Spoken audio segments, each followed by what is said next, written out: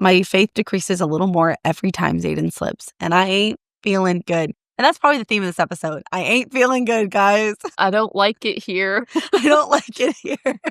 Holding our cardboard sign. Yeah.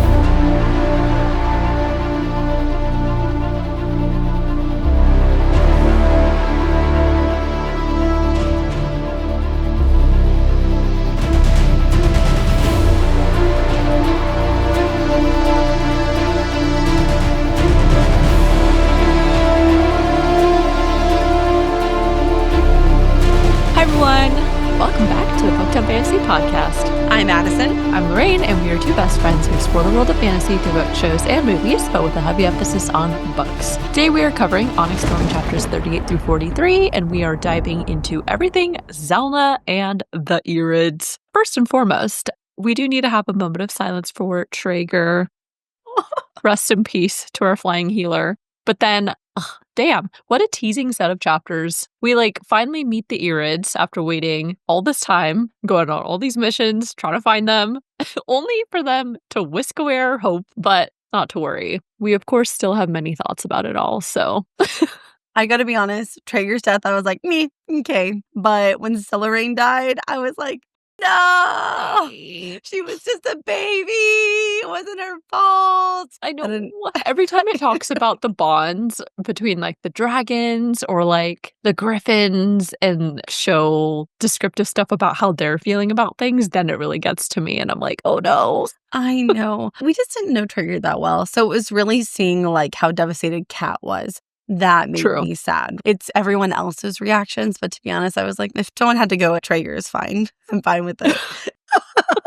As a quick reminder, we are a spoiler-free podcast. We have only read up to the chapters we are covering and no further, so we have no idea what's to come in the rest of the book. With that being said, we will be discussing chapters 38 through 43 specifically, but it is likely that references to the previous chapters, as well as Fourth Wing and Iron Flame, will come up. If you are not caught up, then definitely stop here and then come back when you are. Furthermore, we would like to remind everyone that this is an adult podcast where we will have adult conversations. Explicit language or potentially triggering topics may be discussed, so please be mindful of that and adjust accordingly. Housekeeping. If you are reading along with us, the next week's episode will cover chapters 44 through 49. And second, if you are a fan of our Onyx Storm coverage, then the best way for you to support us is to leave us a review. So whatever you are doing right at this moment, take a pause, get out your phone, and put in a quick little rating. If you're on Spotify, you just do a quick star rating. If you're on Apple, you can do the stars, or we love to read ratings. So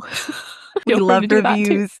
We live for them. Xaden is addicted to power and we're addicted to reviews. Okay. Every time we get one, we're like, oh my God. And I'm being so genuine when I tell you I frequently go back and reread them because it's very gratifying and motivating. It just makes me feel good. It's a hit of dopamine. I'm not going to lie. Unless it's bad. When there's a bad one, that feels bad. But that's okay. You can't please them all. Constructive criticism, I guess. But we do feature every so often, I'll get in there and post them to social media and stuff, so you can see your reviews there. All right. That's it for housekeeping, and now let's get into the episode. We will start with a book report where Addison will summarize each chapter. Next, we will convene a meeting of the assembly where we will deep dive, analyze, and theorize each chapter. And finally, to end the episode, we will share our favorite moments from the set of chapters discussed.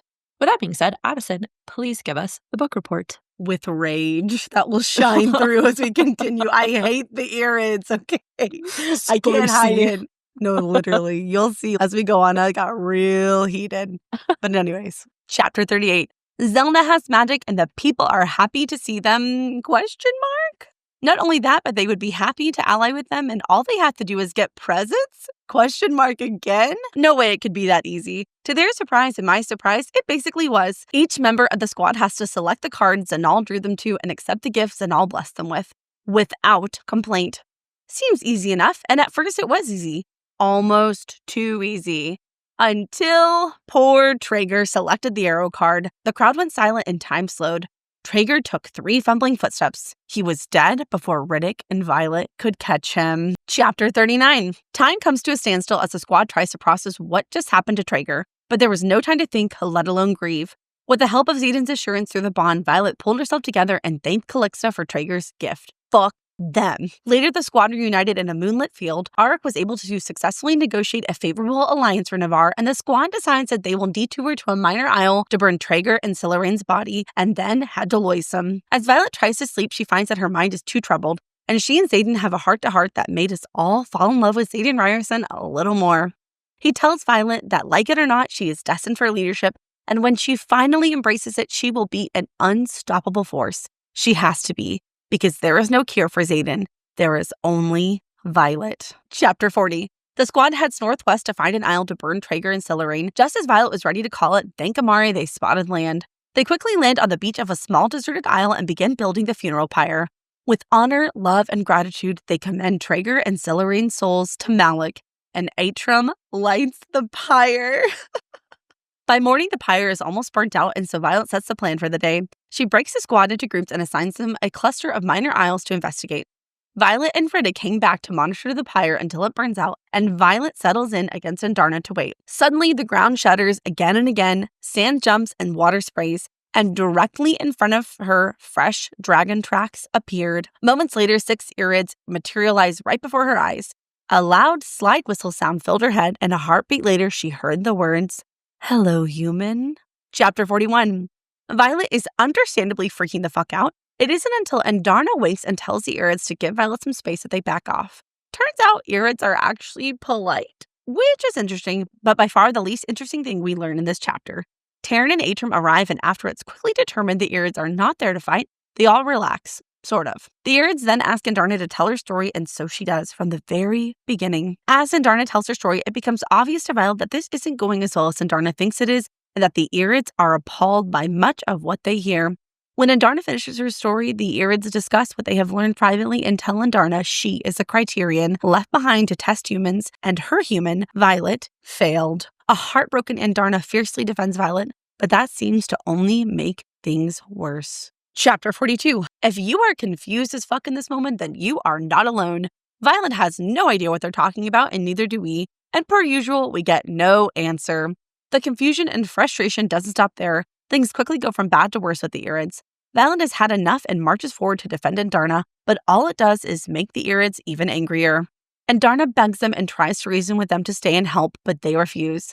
The blows keep coming when the irids tell them that there is no cure for being venin because a piece of the soul dies in exchange for the power. Xaden and Garrick arrive, and Riddick gives them the quick debrief that it isn't going well. The irid Leothan stays behind to continue asking questions, but once he realizes what Xaden is, he asks how they could align themselves with an abomination, and he pieces out. Chaos ensues. A heartbroken Andarna runs off into the forest, and Taryn chases after her. Violet tries to reassure Xaden that he isn't an abomination, and Riddick tells Violet she has one chance to come clean and tell him what the actual fuck is going on. Chapter 43. Violet quickly tells Riddick a condensed version of the story and begs him to wait until they can talk more in private. Some of the squad arrives back, and they break the news to them. Things did not go well with the irids. They discuss their plans to head back to Basgiath, and they all agree they will skip Loisum. Violet and Riddick head into the jungle, and she tells them the full story. Violet is somehow shocked that Riddick is upset and doesn't trust Vaden? What? It's almost as if Violet has blinders on when it comes to Xaden. Riddick agrees to keep Violet's secret under a few conditions, and Violet agrees. As they head back to camp, they run into Xaden, and Riddick assures him that the lightning strike he saw wasn't from, well, you know. Riddick then sets terms with Xaden for keeping the secret, and he agrees. Violet's safety comes before everything else. The squad heads back to Basgiath War College, where the squad is reunited. Hooray! Except Traeger, R.I.P. But their joy is short-lived when Colonel Atos arrives at the scene and gives Violet a threatening letter from Theophany and tells the squad that Queen Maraya is dead. And that concludes the book report. Wow. Again, what a cliffhanger. Every single set of chapters. Literally, like, what? I know. And I mean, we're getting to the end of the book, so that's just going to continue. We're on that. We're on the up at the roller coaster. We're about to tip over the edge. Yes. Okay. Yeah. That's what I was trying to say. It's just like motioning. I know. Lorraine was moving her arm up. And I couldn't think of the words. But yeah, Thank you for the book report. And now let's convene our meeting with the assembly and get into the analysis. And of course, we have our overarching thoughts to start us off. I have been holding my breath, just waiting for something bad to happen, and it finally came to pass in this set of chapters. R.I.P. Traeger and Silaraine. I'm going to be totally honest here, and I kind of already said this at the very beginning of the episode. If it had to be someone, then Traeger was probably the best one to go, because I will not allow it to be Violet, Zayden, Mira Riddick, or basically any of the others. Of the quest squad, I was least attached to Traeger, and then probably Drake. So it was sad, but yeah, whatever. We'll move on. My second overarching thought is the irids suck. They suck. We will, of course, be talking about this nonstop throughout this episode, but this is your warning now.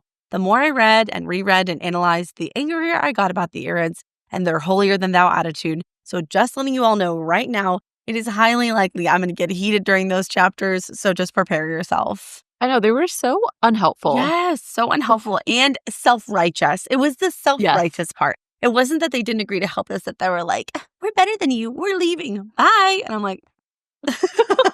That's so true. My main overarching thoughts are A, poor baby Andarna. All she's ever wanted was to fit in and make everyone proud, but to see her straight up rejected by the irids was truly awful, and she didn't deserve that.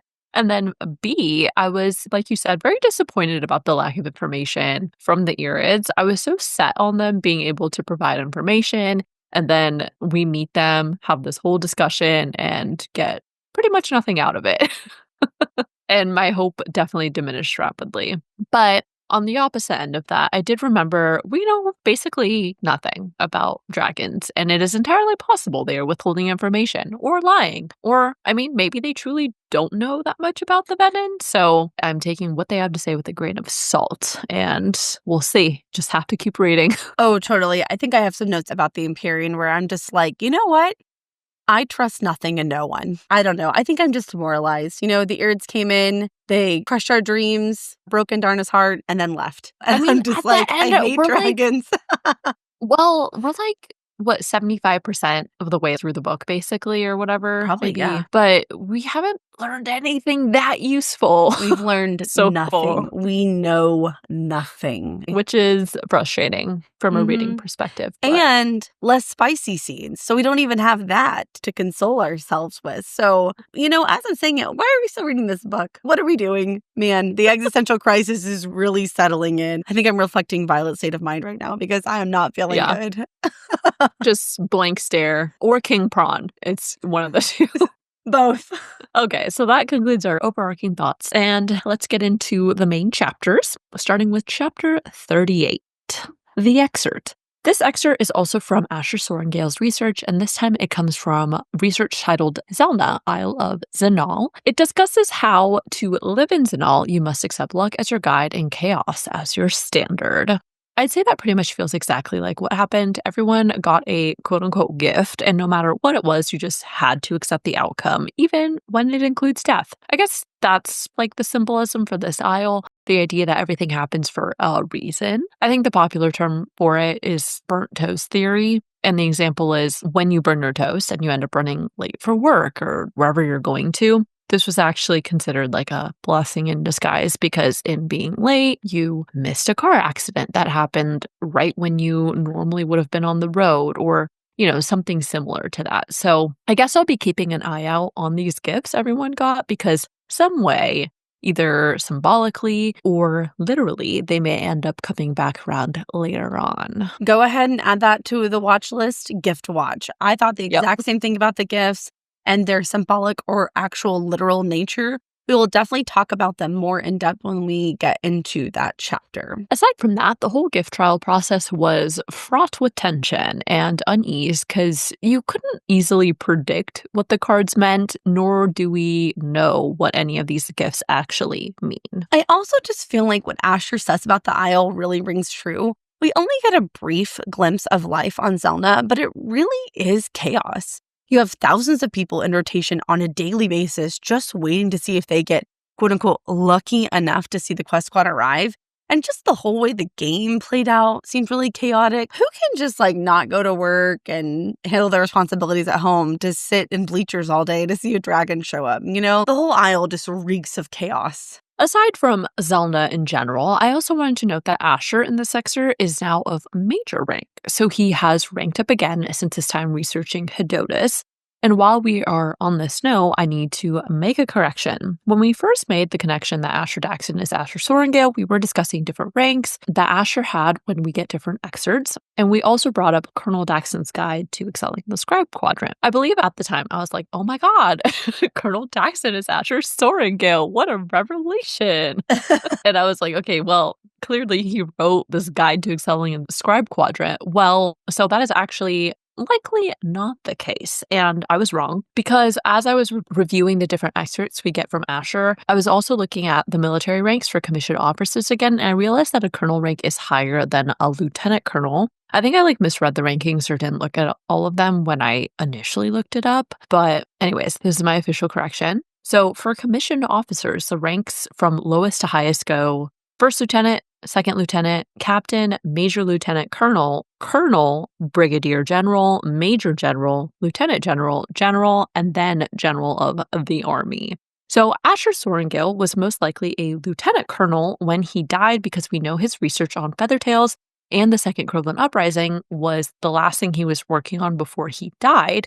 And according to the excerpts about that, we see he was a lieutenant colonel. That ranks just below a colonel, as was the rank of Colonel Daxton in the scribe guide, so it probably wasn't Asher Sorrengail. This does, however, mean that Colonel Daxton was related to Asher Sorrengail, possibly a parent or a grandparent, but unclear as to who exactly at this time. Maybe Grandma Niara was a scribe, which could be really interesting. Maybe this is why Violet asked Mira if Grandma Niara knew anything about Papa Sorrengail's research on the Isles. Ooh, yes. And I will come to your defense. I think at the time we're like, oh, totally, they're the same person. But I did think we'd point out that it's possible it could have been a relation, a father, grandfather, or I guess it doesn't have to be a father because it's not gendered. So a relative of Asher. So yeah, we did throw out that possibility. We're just issuing a slight correction on the probability of our leanings at the time. But we do know for sure his last name before marrying Lilith was Daxton because in Hedotus, Ferris says to Violet, "You're Asher Daxton's girl." And so there is almost certainly a connection between Colonel Daxton, who wrote Excelling in the Scribe Quadrant, and Violet's father, Asher Daxton / Sorrengail. So with the correct military ranking step in mind, now you can also start to chronologically order the places and subjects that he studied that we've gotten excerpts of so far. He likely studied Umbriel first, and he was second lieutenant and still Asher Daxton. Next, he studied Hedotus, and at that time he was a captain and had also become Asher Sorrengail, which means he married Lilith sometime after studying Umbriel, but before Hedotus. After that, he studied Zehyllna, and he was now a major and went by Asher Sorrengail. And then last, he studied feathertails in the Second Crowland Uprising with his research titled Subjugated, the Second Uprising of the Crowland People. Oh, bless you for putting that together. All hail Queen Lorraine.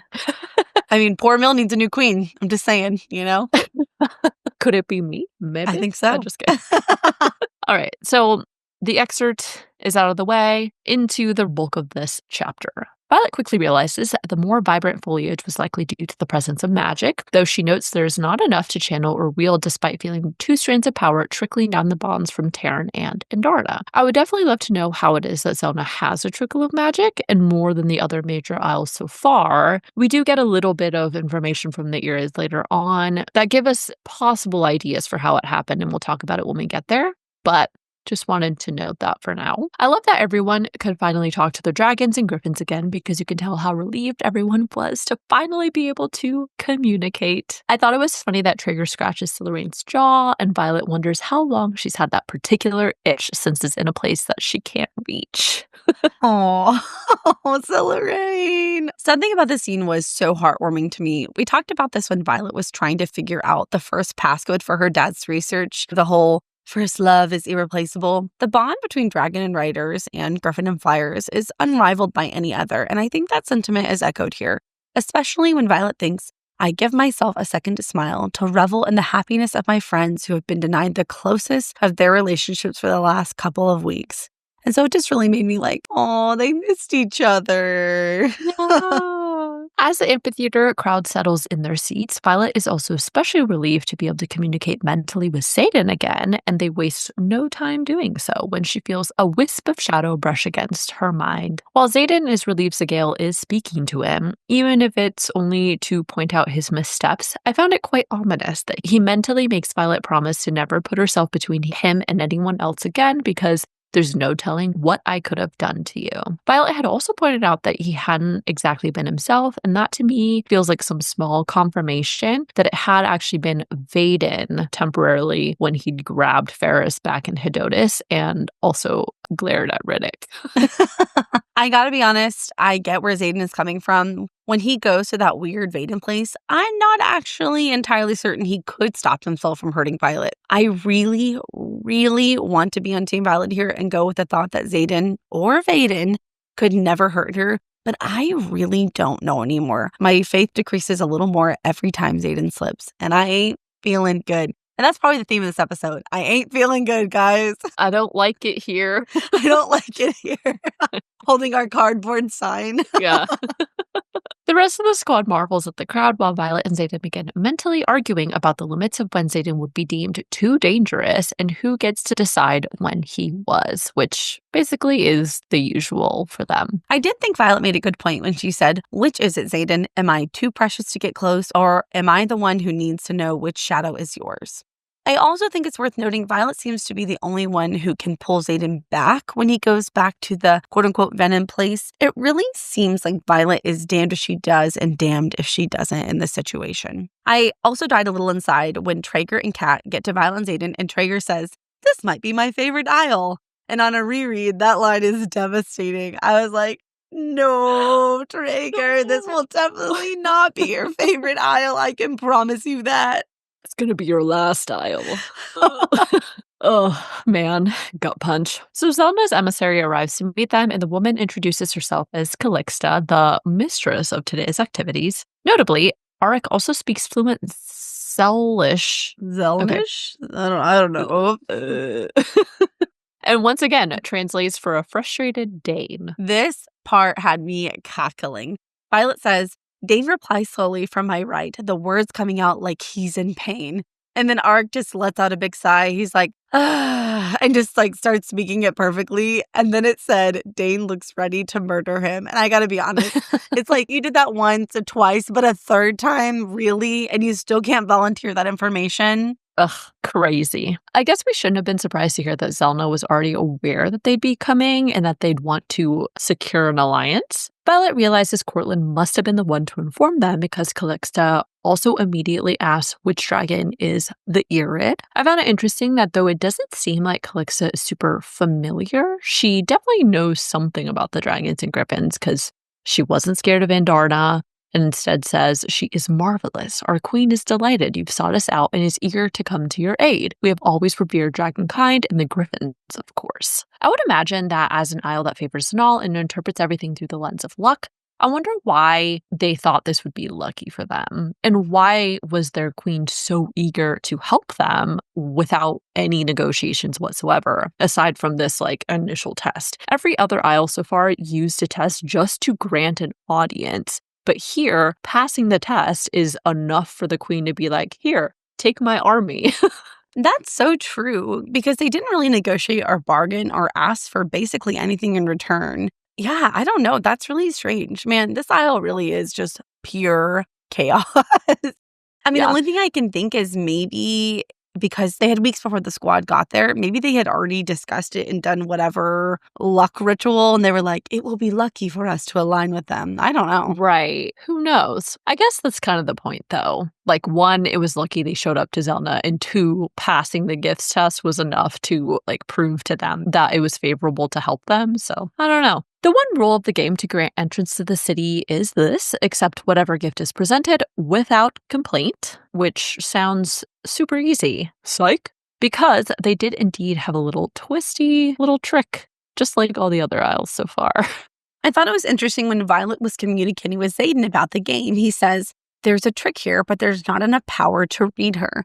It seems like he had just enough power to sense something was off, but not enough magic to actually read her intentions. And I do wonder if he'd been able to do that.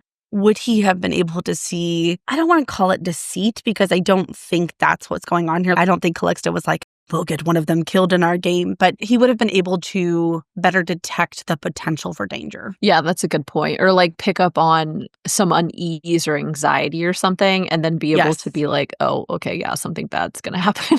I found it interesting that when Violet asks what happens if they complain, Calixta responds that they don't ally with anyone who doesn't accept that luck determines your fate, and they do not accept those who do not adjust their sails in a storm. In the direct context, this is meant to clarify the fact that they are testing how they handle disappointing or unexpected outcomes. But I do think it adds to the general sense that something much worse is yet to come. Not necessarily in this set of chapters, but just generically by the end of the book.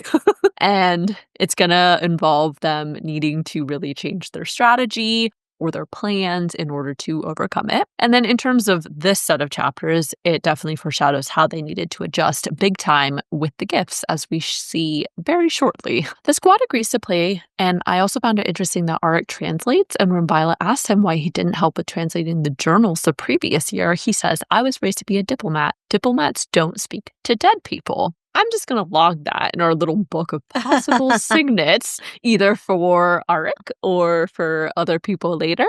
We know that was a very popular theory that Violet could speak to dead people, and that's why she could see Liam in Iron Flame. 99% of Rebecca Yarros has debunked that and said no. She has, but yeah. You never know. Maybe not for Violet, but for somebody else. Also, I totally forgot that Arik hasn't manifested a signet yet. That was like a big conversation. And I was like, oh yeah, it's March. That's really late. Like, is Arik gonna just implode?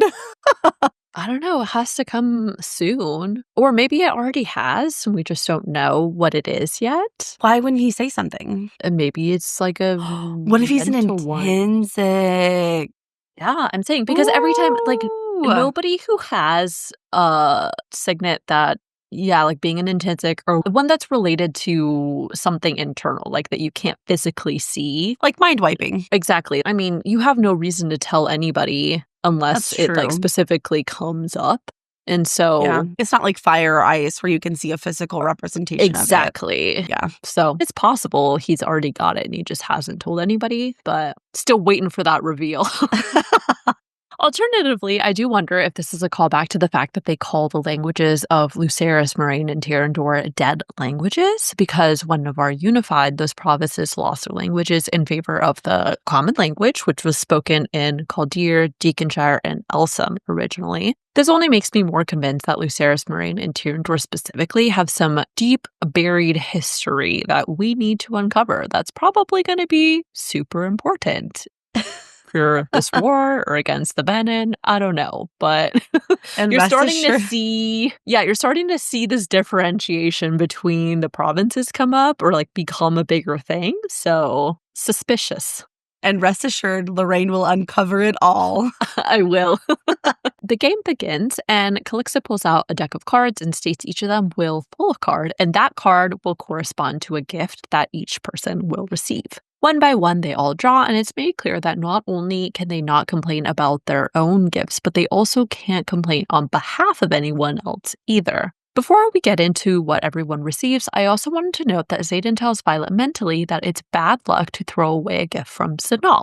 And that makes me feel like these gifts are definitely important in some way. As we said earlier, not sure if it's going to be symbolic importance or literal importance, but we'll definitely be thinking about the gifts and possible meanings. I noted the exact same thing. Of course, it depends on the person and the gift, but I would be shocked if the gifts don't come into play literally or metaphorically for all of our characters. Because, I don't know, Rebecca does everything with intention. And I just think that this is all very intentional. 100%, yes. So Maraya draws first, and her card gives her a bottle of wine. I was thinking perhaps this is for a celebration, or maybe it's sacred or related to sacrifice from like a religious perspective. Wine is also viewed as a gift from a god. So from that point of view, it has some literal symbolism. There are really so many directions you could go with it. Maybe it's blessed, maybe it's poisoned. Maybe she and Violet will drink it and get super drunk. I don't know. I'm open to all of those possibilities. So next, Marin receives 2 orange tunics. This one was another one that I didn't have a lot of thoughts for. The only thing I can think of is something for her younger brothers. Pretty much got nothing on that one. I thought maybe it would get used as part of a disguise later, but I don't know. For some schemes? Unless they're going to a pumpkin patch, I really don't know what they're going to do with 2 orange tunics, but you never know. After that, Dane was the first to get done dirty when his card earns him a hard slap across the face.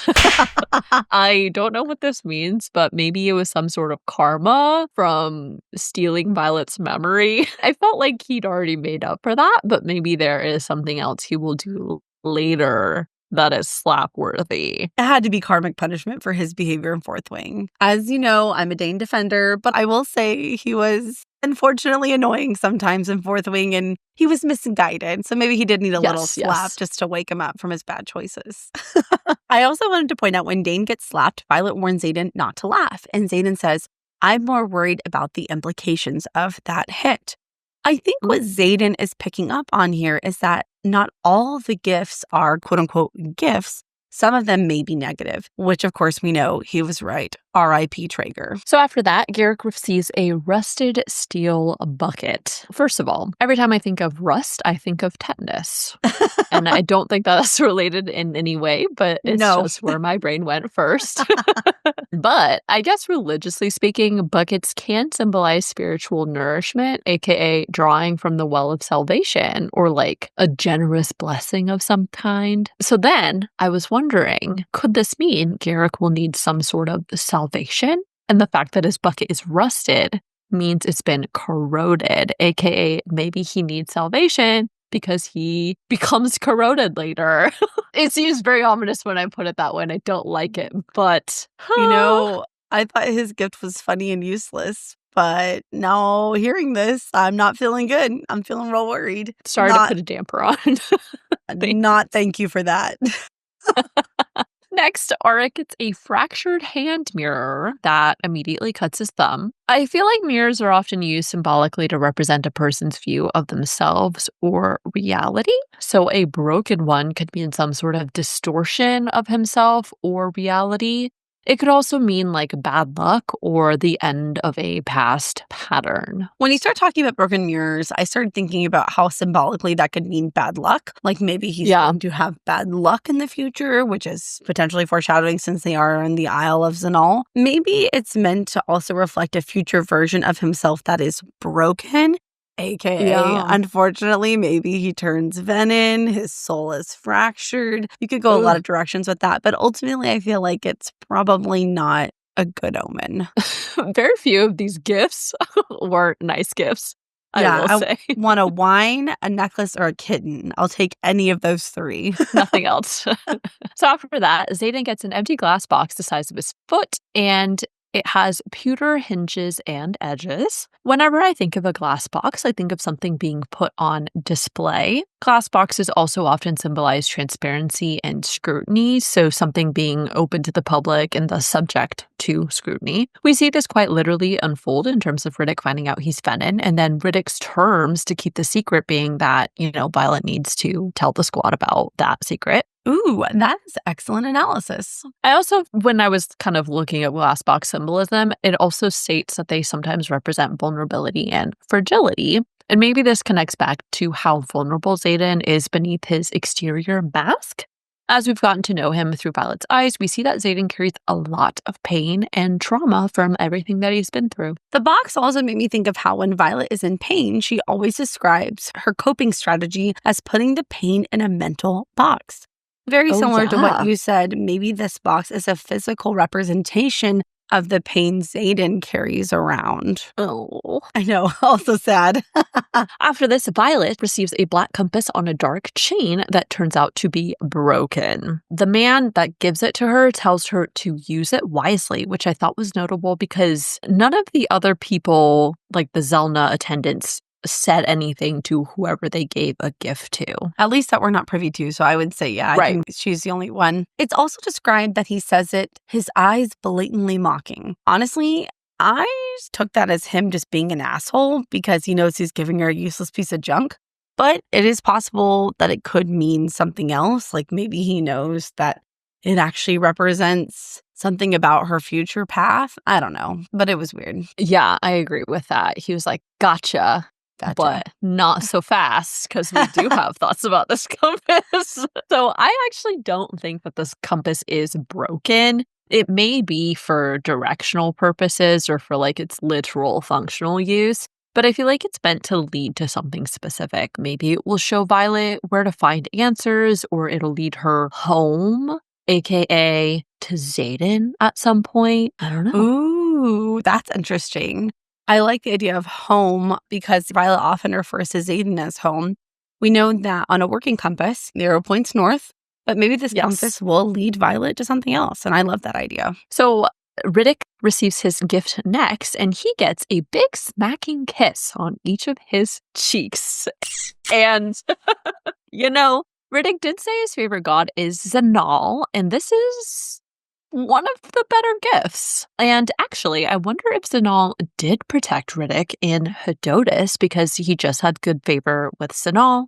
But also, what if he's needed to protect Violet, so he had to stay alive? We see Riddick is 100% committed to Violet and the squad in chapter 43 later. So, I don't know. I'm here for that. I like it. I also want to point out in chapter 16, specifically when they are all at the pub in Shantara, Riddick says, I personally prefer Zihnal. You can get through any situation with luck. Even though a few other of the Quest Squad members got good gifts, like Kat with a ruby necklace, something about this gift just seems to fit Riddick, and seems like Riddick is especially favored by Zihnal. As you said, he is quite lucky throughout the series so far. Mm-hmm. So next, Kat is given a golden necklace with a dangling ruby. So obviously, gem watch on that. But this is also one of the nicer gifts, comparatively speaking. And from initial impressions, perhaps this is meant to counteract the awful gift that Traeger gets. Or it could be some sort of foreshadowing for Kat's royal future. That is definitely where my mind went. Royalty usually means wealth and jewels, and we know Kat is in line to the Peromish throne. And at the end of this set of chapters, we learn that she is one step closer, in fact. Right. After this, Drake draws a card and receives a cute orange tabby kitten. Aww. I don't know what this one means. I can't figure out how it connects, but it is really cute. The only thing I could think of is that maybe it's meant to show that Drake needs to care for someone or something. I guess, like, aside from the kitten. Mira. What was that? Did I say that out loud? Yeah. At this point, honestly, I was like, who cares? There's a cat. There's a kitten. So I don't care anymore about the analysis. Let's see the kitty. Give me the cat. Yes. And then last, literally and figuratively, poor Traeger draws the arrow card. And before anyone can do anything, Traeger is shot through the heart with an arrow. Oh my God. When this happened, I was like, holy shit. This was just yet another sequence where Rebecca got us so good. But honestly, this sucks so bad. Traeger was the nicest soul. He was a healer. Him and Kat were developing this cute romantic relationship. And now he's dead. He's dead. I guess to think about the symbolic significance of his death, Traeger dying was very sad, but I wonder if the gift of his death was that because of it, they decided to go to a minor isle, and without them deciding to go do that, they would not have met the irids. Which, was that really a good thing? Now that we're talking about it, like, was that really a gift? Yeah, I know, right? But I do like your analysis. I like that thought. It speaks to your idea you talked about in the beginning of the episode that your bad luck of burning your toast was actually good luck because it made you late and prevented you from getting in a car accident. Traeger's death ultimately led to something sort of good. We know it doesn't turn out well, but it was something that at least was needed and that they were wanting. Right. And who knows? I mean, I don't think by any means we can say we're done with the irids in our story. maybe they'll have a change of heart, something will happen. Ultimately, maybe the end will be good with the irids. I would assume so. I can't believe that we wrote 3 books Would meet them and to learn about irids and then never meet them again. Yeah. That would be really lame if that was the case. Hopefully it's not. So that ends chapter 38. Moving on to chapter 39, the excerpt. This was another part of Major Asher Thorngale's research on Zehyllna. He simply says, sometimes the best gift the god of luck can give is his absence. I don't have much analysis for this. It definitely feels like this was meant to point out that gifts, quote unquote, can be both good and bad. We see that perhaps without Zihnal and going to Zehyllna, Traeger would still be alive. This happens rarely, but I think this excerpt is pretty on the nose with the events of the chapter. So not a ton to analyze and theorize about Pick here. apart. Yeah. All right. So in terms of the events, we get a metaphorical slowing of time as everyone processes the tragedy that just occurred. Unfortunately, like every other damn time something tragic happens, no one has time to grieve. Violet immediately feels a wave of grief and guilt, feeling responsible for Traeger's death, but Xaden shouts down the bond, saying, I can't do this for you. I wish I could, but they know you're in command. This scene, I think, was really well written and just like reading through everyone's reactions. And then when Silaraine died too, I was like, you could feel the moment in a very sad way. Yes. You could really feel everyone's shock. I agree. Also, I know I said this earlier, but why did Silaraine's death make me cry more than Traeger's? You know what it is? It's that description of like Silaraine took stumbling steps forward as if she could make it to Traeger. And it was the same thing when Liam and Dade died. Yes. Like when Liam's like, take me to Day. And I'm like, no, they just want to be together. Yes. I hated that. Oh, and then how I think it's Carolaire is like trying to hold Silaraine up, and you're just, oh man, now I want to cry. I want to cry right now. Oh man. Ooh, let's keep it moving. Let's move on from this, okay? It happened. There's nothing we can do. So Violet kind of shakes herself back into the present, and it gave me chills when she thinks, I lift my chin before bowing my head and expel another piece of my humanity. She says, thank you, and then thinks, fuck them. Agreed. Retreat. It's crazy that this entire trip and expedition has been to help humanity on the continent, and yet every isle has required them to kind of set aside a piece of their humanity in one way or another to pass a test or get the information that they need. It's crazy. You would have to thank someone for killing your friend. Like, that is some BS. Lorraine, I would never thank anyone for killing you. I'd be like, fuck your army. Absolutely. Okay? You know. I would be like, Taryn and Andarna, burn it down. Burn dagger it to the throat. down.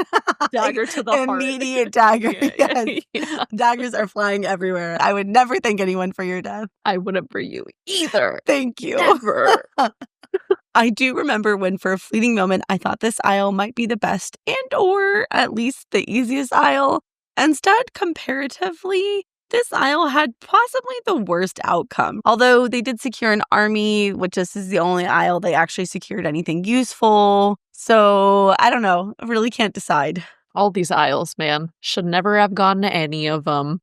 What was Mira's words? She said it was a, what did she say? Fool's errand. Yeah, a fool's errand. Mm-hmm. Yep. True that. So several hours later, the squad rests, having spent the day either negotiating or searching for Andarna's kind around the isle. Surprise, surprise, the irids are not on Zehyllna, and Violet is faced with her ever-increasing anxiety over the consequences of returning to Navarre without them. I think Violet's thoughts here really showed that when she originally set out on the mission, she never actually contemplated what would happen if they weren't successful. She never really allowed herself to entertain the thought. But now I think she's really starting to question not only the mission, but herself as well. And I think we're starting to see the reality of failure or the potential for failure set in here. Ultimately, Zehyllna agreed to an initial advance party followed by 40,000 troops when they are ready for them. This is some good news, at least, but Kat and Marin are preoccupied with how to honor Traeger and Scylla's bodies. Kat insists that they burn the bodies on one of the uninhabited minor isles to make sure that no one tries to dig up their bones. I totally sympathize with Kat, and I agreed with her when she said, we can get back to all the good this is doing us after we burn them. I think they're worth losing a few days off schedule. It also really broke my heart when Violet was thinking of all the other flyers, and then she thinks, and I'll have to tell Ree I lost Traeger when she's worked so hard to keep us all alive. We know the squad has really prided themselves on staying together and alive, And something about that realization just really devastated me because Reed does work so hard. Reed is such the mother of the group. She's always chasing the first years and making sure they're practicing and everyone's eating their vegetables and practicing their signets. And that's just so sad that all of Reed's hard work for naught. I know. And it wasn't anything that she could control either because, Yeah, I mean, they nobody were could. totally, nobody could. But the squad wasn't together and bad things happen when the squad's not together. Violet agrees, and they plan to stop in on our Traeger and Scylla first, and then search the surrounding minor isles before continuing on to Loisum later. I also noted when Kat says they're running out of isles, and Violet responds, that means we have to be close. The minor isles in Loisum bore the edge of every map we have. This was definitely some foreshadowing for them actually finding the irids, or I guess more like the irids finding them, as we see. Later on, the squad rests for the night, and Violet confides in Xaden over her disappointment in herself and her grief over Traeger. While the topic of this sequence is very tragic, I do appreciate that Violet and Xaden take comfort in each other. We've really seen how they both take turns in playing supportive roles for each other, as good partners should. I had a couple quotes that I liked. My first one was, everyone in leadership loses someone under their command. You pulled yourself together and completed the mission. Because, I mean, truly, they are at war. Death is a part of war. And unfortunately, you can't stop and just abandon the mission or whatever it is, which is really unfortunate. And then the second one that I really liked is when he tells her, I hate to break it to you, but you were selected by a general among dragons. You can choose to step into leadership or he can drag you. Either way, you're going to end up in front. I think that was just kind of like a reality check moment of, she just kind of, even if she doesn't necessarily want to be in that position, she just has to embrace it because she is going to end up in that position because of Taryn. Something I've really enjoyed about this book is the development of Xaden and Violet's relationship. They've really started to settle into being a solidified couple, and I just really like these moments between them. Yeah. Not as much hot and heavy as I'd like, but I'll settle for this,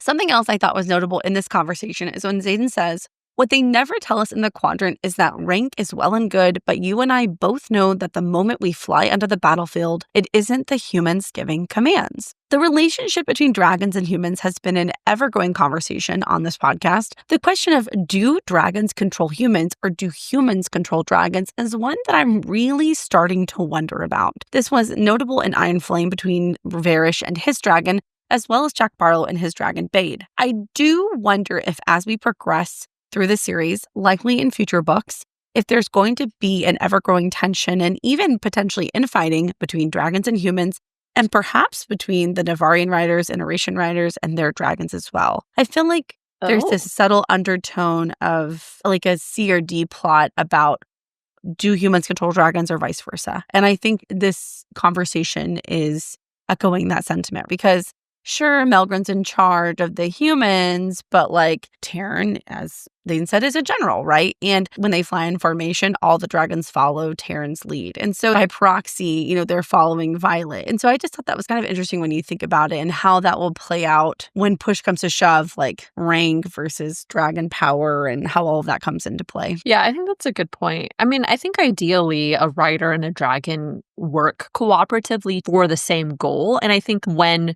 both sides have aligned visions and goals, that's probably the case with both riders and dragons. Yeah. But we've also seen many examples of like, even when Taryn first bonded Violet, he was forcing her to make decisions. He's like, no, I'm going to keep you in the seat. And like, we're like, okay, yeah, whatever. Great for Violet. She can stay on Taryn and she can stay bonded to him because he chose that. But like you said, I think if there's ever a point where humans and dragons differ on how they should approach a situation or how they feel about how to solve a problem or whether to do anything about a problem, I could definitely see that becoming a problem in terms of, are humans going to be able to do anything, Yeah, feels like not. They don't even have power without the dragons, so... Oh, true. So, yeah. I think we've seen Violet step into her own individual power with her signet and her unique skill set thanks to her scribe training.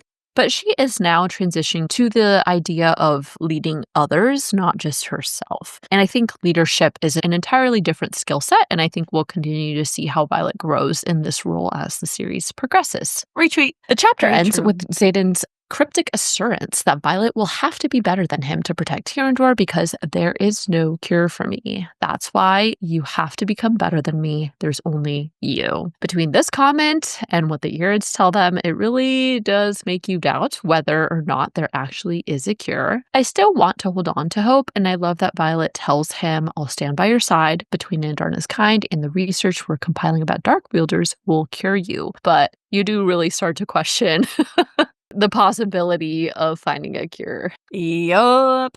At the beginning of this book, I was very confident there would be a cure. Now, I didn't actually think we would cure Zehyllna in this book. I thought that it would end on Violet having a big revelation of what the cure is, and then a lot of book 4 would be about getting the quote-unquote ingredients, for lack of a better term. But to be honest, Rebecca has basically been telling us from the beginning there is no cure, there is only control. And I'm really starting to believe her. And I actually don't think there will be a cure. I'm like tentatively planting my flag in that camp, not just in this book, but in future books. Oh. Yeah, I really am not thinking so. I can't not say willing with to any give confidence. up yet. I am. I'm not willing to give up yet because this is what everybody's saying, but also nobody fucking knows anything. Plus, we have the dragons being shady about what they know. There's barely any research about the venin out there. So until all possible paths have been pursued, I'm not ready to be like, there's no cure.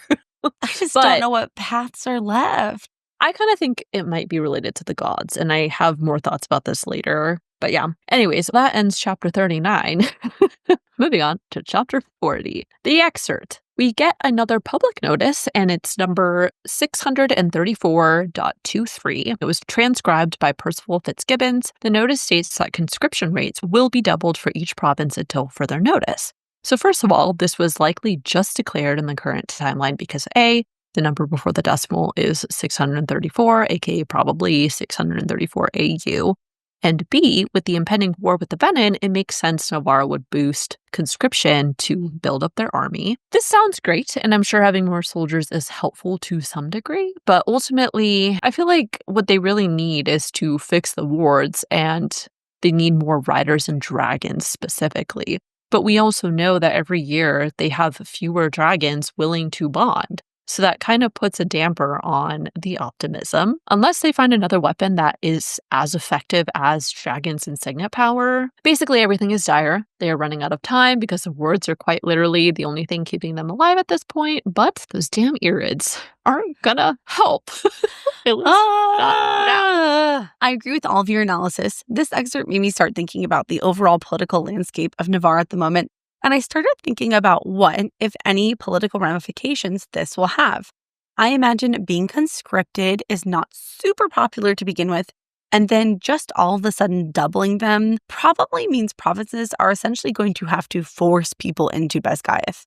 Not necessarily in the Riders Quadrant, but probably a lot into the infantry. Gotta be honest, I would be pretty pissed if my king and military leadership hit a secret war with soul-sucking dark builders from me, and when they got found out, they were like, oops, sorry about that. Yeah, we're gonna need you to send basically all of your sons and daughters to a death college to help with the war effort. Okay, thanks, and it's mandatory. I do wonder what the political ramifications will be in Navarre, and I feel like it's not going to be good. I feel like it's gonna create a lot of unrest and tension. I am kind of curious about how other parts of the military are being prepared. We've only really seen about riders and dragons, and that's kind of the most effective thing that they have that we know of, aside from like alloyed weapons. But I'm like, are you planning to arm all of your infantry soldiers with alloy daggers? I don't want to say it's pointless, but I'm kind of like, it feels a little pointless to put them in infantry. You're just putting them in danger, you know what I mean? Just like cannon fodder. I think that's ultimately the goal would be to arm everybody as much as humanly possible. I think if they could, they would give everybody 50 alloy daggers. So I think they're working towards that. It just takes time. We'll think about that later. We'll think about that later, yeah. The next morning, the squad heads northwest with only the hope that the maps they were following were drawn correctly. By the middle of the night, they finally find a tiny uninhabited isle. Notably, Violet thinks, I'm pretty sure the sand is black, and it seems like they did need to thank Zihnal because Violet feels power ripple through her and energy crackle along her skin with about half the intensity that it does in Navarre. Hey, you take that back. On this podcast, we no longer thank Zihnal. We thank Amari, and that's it because we're done with Zihnal for now. Take it back. You're right. Well, I'll hold on to Zihnal purely for Riddick's sake. I guess. And that is all. But if anything happens to my boy Riddick, Zihnal is done for, okay? You better look out. This probably isn't super important because it's about colors, but the color of the ocean around this isle is described as the blackest shade of blue, and the sand is also described as looking black. I don't have any formal thoughts about it, but I am just noting it in case there is an important reason for this later. Well, we do know there is a correlation between the intensity of colors and the presence of magic, and given the irids are close by, I'd say that it's worth noting. But more importantly, there is magic. Obviously, it's not as strong, but it's stronger than it was on Zehyllna. The squad quickly gathers fresh water, and then they make a pyre of wood to burn Traeger and Silaraine's bodies. Drake states, "With honor, love, and gratitude, we commend your souls to Malik." I kind of forgot about Malik for a bit, but we know that for those who worship Malik, it's encouraged to burn the items of deceased people to honor him, and there's the whole, he who does not burn for Malik will be burned by Malik statement. I actually have been waiting to see if Malik comes into play in a bigger plot-related way, mostly in relation to souls and possibly the venin. I realize this is a little bit of a tangent, but the venin lose their souls, so they spiritually die, quote unquote, but they don't physically die. And I wonder how a death god feels about that. Gonna therapize Malik. I would imagine that the gods dislike the venin too, but I also realize, that's probably not a very godly thing to say. But I am but a mere human trying to put myself in the mind of a god. So they probably don't like it. They don't like that somebody's trying to play their role.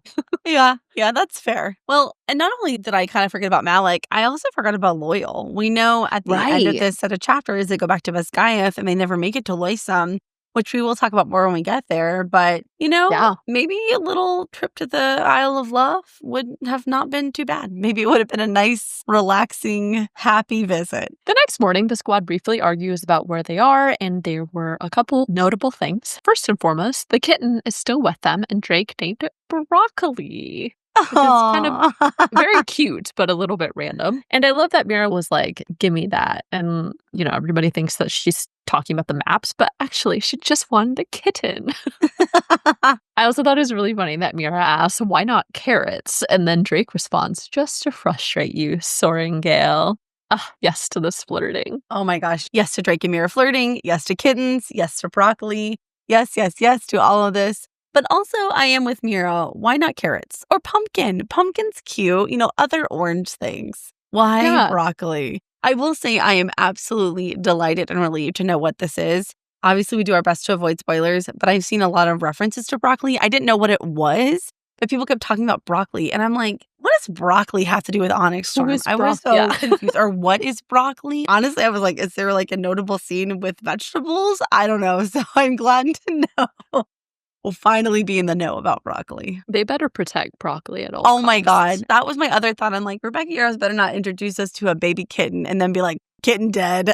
I will not allow this. She better never. Broccoli forever. Broccoli to the end. So also, as they orient themselves to the map and figure out where they are, it's eventually confirmed by Taryn that they are at the southern tip of an island chain of volcanic formations. It does not match anything, though there is another massive land an hour's flight due west with what appears to be sizable cliffs. For some reason, this triggered a memory of when Andarna said, "I'm not fond of pits" at the end of Iron Flame in this guy's Wardstone chamber. We also know that Andarna's fire can kill venin.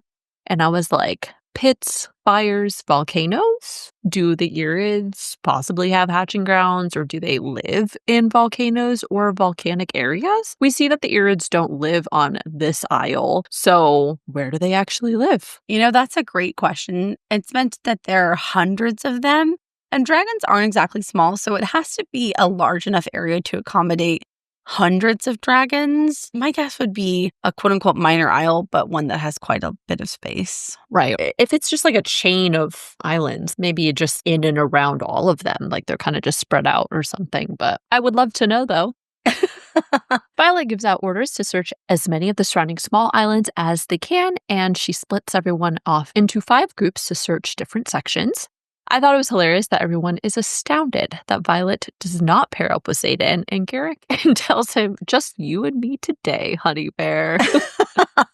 Thank the gods Garrick didn't die, because he always pops in with these one-liners that just take me out, and I need Garrick in my life. I need him, I need Riddick for the comedic relief they provide. I wish we got a little more lines or scenes with Garrick in them. He's always just kind of there, but we don't hear from him. Yeah, he's just there. He's just always there. He's just there. Yeah. Violet and Riddick agree to keep watch until the fire burns out, and then after everyone splits, she checks in with Xaden. I thought it was interesting that one of the reasons Violet split from pairing with Xaden is because she realizes that she is a trigger for him to channel power. Xaden says, you're not a trigger, you're the only thing I can't fathom losing. Wielding to protect you has always been an instinct, but now it's uncontrollable. Okay, literally hearing you read that, I rolled my eyes again, and I wrote, I rolled my eyes so hard when he said that, because he is quite literally proving Violet's point. If Violet is in danger and the urge to protect her is now uncontrollable, it means Xaden will do anything in his power, including channeling from the earth, to do it. So he is quite literally proving Violet's point with his words. Also, unofficial mate theory plug here. Again, not saying that there's mates here, but our little thing about, something coming up more. Weird. Something weird is going on. Mm-hmm. Anyways, he then follows that by stating, I mean it when I say you own my soul. You're the only place I feel completely like me anymore. This just continues to feed into our theory about some kind of deeper bond existing between Violet and Xaden, but this does confirm that there is an even stronger drive for Xaden to protect Violet now that he's venin, which is interesting. It kind of goes against what you'd expect. Like, a typical venin seems to just become consumed with greed for more power. They don't have any concern for anyone else as they lose their soul/humanity. But for Xaden, we know that Violet is quite literally, to use a religious term, his salvation, and his veninness increases his drive to protect her. So then I started thinking a little bit about the term salvation. And I feel like that feels particularly relevant knowing what we now know up to this point. So in a religious context, it typically refers to the deliverance of a person's soul from sin and its consequences, often achieved through faith in a divine being or deity. And when you think about that, in conjunction with Violet being partially dedicated to Dune, a goddess, it does make you wonder if maybe that is going to be related to Xaden's cure in the end. We've already discussed that love as a concept seems like it's going to play a major role in some way plot-wise, but I'm getting a stronger sense that the gods perhaps will potentially be a key to curing Xaden. We've made so many comparisons to Xaden feeling somehow connected to the gods, but I don't think it quite clicked for me until now how significant it really is that Violet was partially dedicated to Dune, and that undeniably connects her to the gods, but we just don't know to what degree or how that's going to affect her in the future, I guess. I don't know why I didn't think about that harder until now, but I don't think we're done with dedication either. Oh, really? Yeah. I feel like there's more to learn. Because, well, it's about the gods. We keep getting them introduced. We feel like they're going to come into play in a bigger way. We learn that she's dedicated. We've had all these descriptive comparisons of characters and their relation to gods. We kind of stopped thinking about them temporarily, but I'm still something's up with them. So well, I think we can all agree on that. I know, but not symbolically anymore. I am half flag plant. Oh, you're full flag, baby. You are full flag. Okay, fine. I'm a full flag. I'm a full flag planter on this idea that we're going to get live action with the gods in true form. Yeah. Ooh, yes, I don't know. I will not be planting my flag on that hill today. I'm going to hold it and stare at you and kind of weigh my options a little bit more and just think about it for a while. You'll have a stick, but no flag. A stick, but no flag. Yeah. Anyways, I digress. Everyone takes off, leaving Violet and Riddick on the beach. Per usual, Cairn, the curmudgeon, is grumpy that he is separated from Zehyllna, and he says, I'll say the same when you've been unable to communicate with your mate for weeks and are then deprived by choice. Still believe that the use of the term mate is just him using dragon terms. to describe the relationship, but we'll just note it, just in case. Just in case. I also loved that we get a little glimpse into Riddick and Atrum's relationship because we really don't know much about the other riders and their dragons. And they're just so goofy, but it also makes perfect sense that they play pranks on each other because Riddick, typically is the jokester. So it's hilarious that his dragon is also the same way. I sometimes forget how selective dragons are and that they pick their riders very carefully. So, of course, it makes perfect sense that Atrum is extremely playful like Riddick. I kind of forget that dragons are just like people in the sense that they have very distinct personalities. We really only get insight into Terran and Andarna and a little bit Zehyll. And I forget that not all dragons are sassy, curmudgeon-y, or just straight up vicious. Maybe they can actually experience joy and be playful and be happy. And so that was a nice insight into the idea that dragons can be other things besides vicious killers. If I ever have a dragon, I want Riddick and Atrum's relationship for being my dragon. Oh, yeah. I need a funny dragon because I'm a funny bitch, okay? I need a funny dragon. So Riddick leaves to change into dry clothes, thanks to Atrum. And now it's time for the big scream moment. The ground starts to shudder. Violet gets blasted in the face with some sulfurous hot air. And then the air before her glimmers and then solidifies into gleaming sky blue scales between two enormous nostrils. I didn't think it was funny that when Violet first calls for Terran, he's like, sorry, I'm busy with curmudgeonly things. But when she really yells at him, then he's like, oh shit, I'm coming. I'm telling you, this is a freaking thing. We could make this a drinking game for the Empyrean series, and we would be so drunk. Terran is never there when Violet is in trouble. He's always like, I'm 5 minutes out, stay alive until I get there. Yeah. I'm like, it is uncanny how he always disappears. And then the moment he's gone, Violet gets attacked by venin in the ribosatchet. The irids show up. It's always something. I agree with that. Drives me crazy. Ultimately, a group of 6 dragons with varying scale tones reveal themselves, and the irids found them, not the other way around. And at this point, obviously on a first read, I was screaming. I was so excited to finally meet the irids. That disclaimer of on a first read is really important. On a first read, yeah. Because I too felt the same way. I was like, it's about damn time. And then by the end of it, I was like, oh, maybe I didn't want to meet the irids. Interestingly, one of the irids makes a slide whistle sound and then speaks to Violet to say, hello, human. So crazy that they found them. Typically, dragons don't talk to humans unless it's their bonded rider, but irids do, apparently. And specifically, they use this slide whistle sound as some sort of magical communication link. I'll admit, I found that a little bit weird. I guess I can't say I had any idea how that was going to happen or what magic would allow them to talk with humans, but I think I just kind of figured that if they wanted to talk to them, they just would. I didn't think there was going to be a slide whistle or anything like that involved. Yeah. You know what I mean? Aside from that, it seems like the slide whistle thing is unique to irids, right? I would think so. However, we don't really get any other examples of other dragons attempting to talk to humans. The only other instance I can think of is when Violet talks to Coda at the end of Iron Flame, but we actually aren't privy to that conversation. So it's possible that only Violet speaks to Coda and Coda just listens and basically nods yes or no. So I would think so. But yeah, that ends chapter 40. Moving on to chapter 41, the excerpt. This one was from Colonel Kaori's Field Guide to Dragonkind, and it states that they know basically nothing about dragons. And I was like, well, it's about time we get that admission, and ain't that the truth?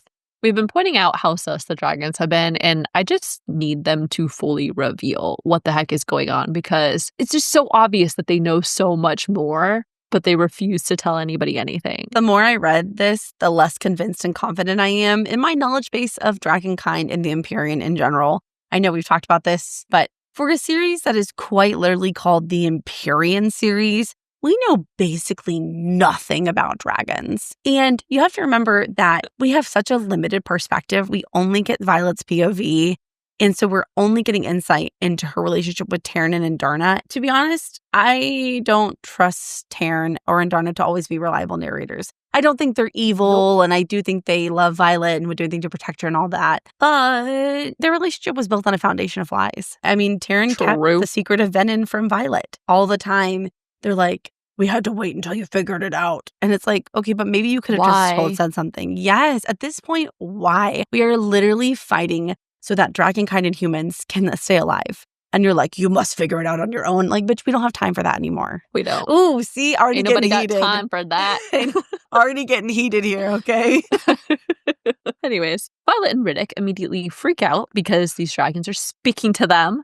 But y'all just wait, because this was a huge chapter with many important things to discuss. Apparently, arrogance is universal among them when a female irid says, perhaps the female lacks intelligence, in response to Violet not responding at first. So, first of all, Violet asks if they speak our language, meaning the human common language, and the male irid says, we are magic. And I was like, bitch, say what? Does this mean they have their own magic, as in no need to channel from the earth?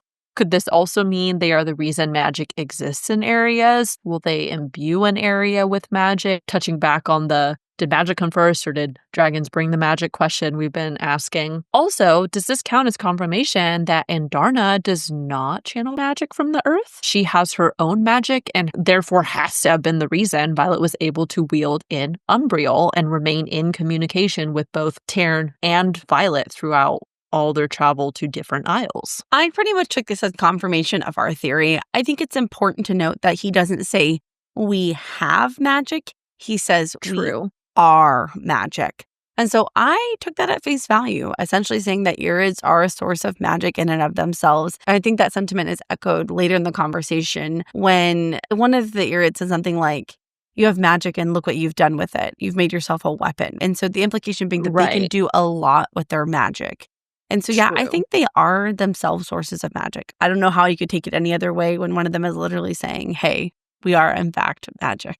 I know, but this is another one of my slight qualms with the way that information is confirmed or revealed to us. I feel like it's always done in this like little way where you're still like, what is it really unsure, right? Or it's not a big reveal, like a blasé-faire, yeah, right, or right. laissez-faire. I think it's just kind of subtle in a way. Yeah. And so then I end up questioning it because it was subtle. Yeah, you're like, is this valid? Because it should have been a big deal. And they're like, oh yeah, that's just world building. Hello. Anyways, okay. The irids confront Andarna, recognizing her as a fellow irid, and she responds, I am irid, while shifting the colors of her scale. Riddick is shocked by Andarna, and Violet adds, I think when they make that whistle sound, it connects you to the irids. So, as a follow-up, Andarna does not need to slide whistle to communicate with Violet because she has bonded her, but would Andarna need to do the slide whistle thing to communicate with other humans? Also, it's a bit weird that if irids are magic, why do they... Clearly, I was like very fixated on the slide whistle thing. And I was like, if you are a magic and you can just do whatever, why do you have to have this slide whistle thing? Like, I don't understand. Oh my God. Not relevant whatsoever, but I'm like very fixated on this for some reason. Maybe it's a politeness thing, just to let you know, hey, we're about to be in your head. We know they're unfailingly polite. I don't know. Either way, I think your logic tracks that the bond between a dragon and rider establishes a permanent line of communication, so they don't need to, quote unquote, activate any kind of magic to communicate with them. But for someone like Riddick, if Andarna wanted to talk to him, then she would have to do her, like, whistle. I was trying to do a whistle sound. It didn't work at all. I don't even know, what is a slide whistle? I don't actually know what that is. I have no idea what it is either. I should have Googled it, but... Yeah, I'm going to look that up later. Side quest after recording.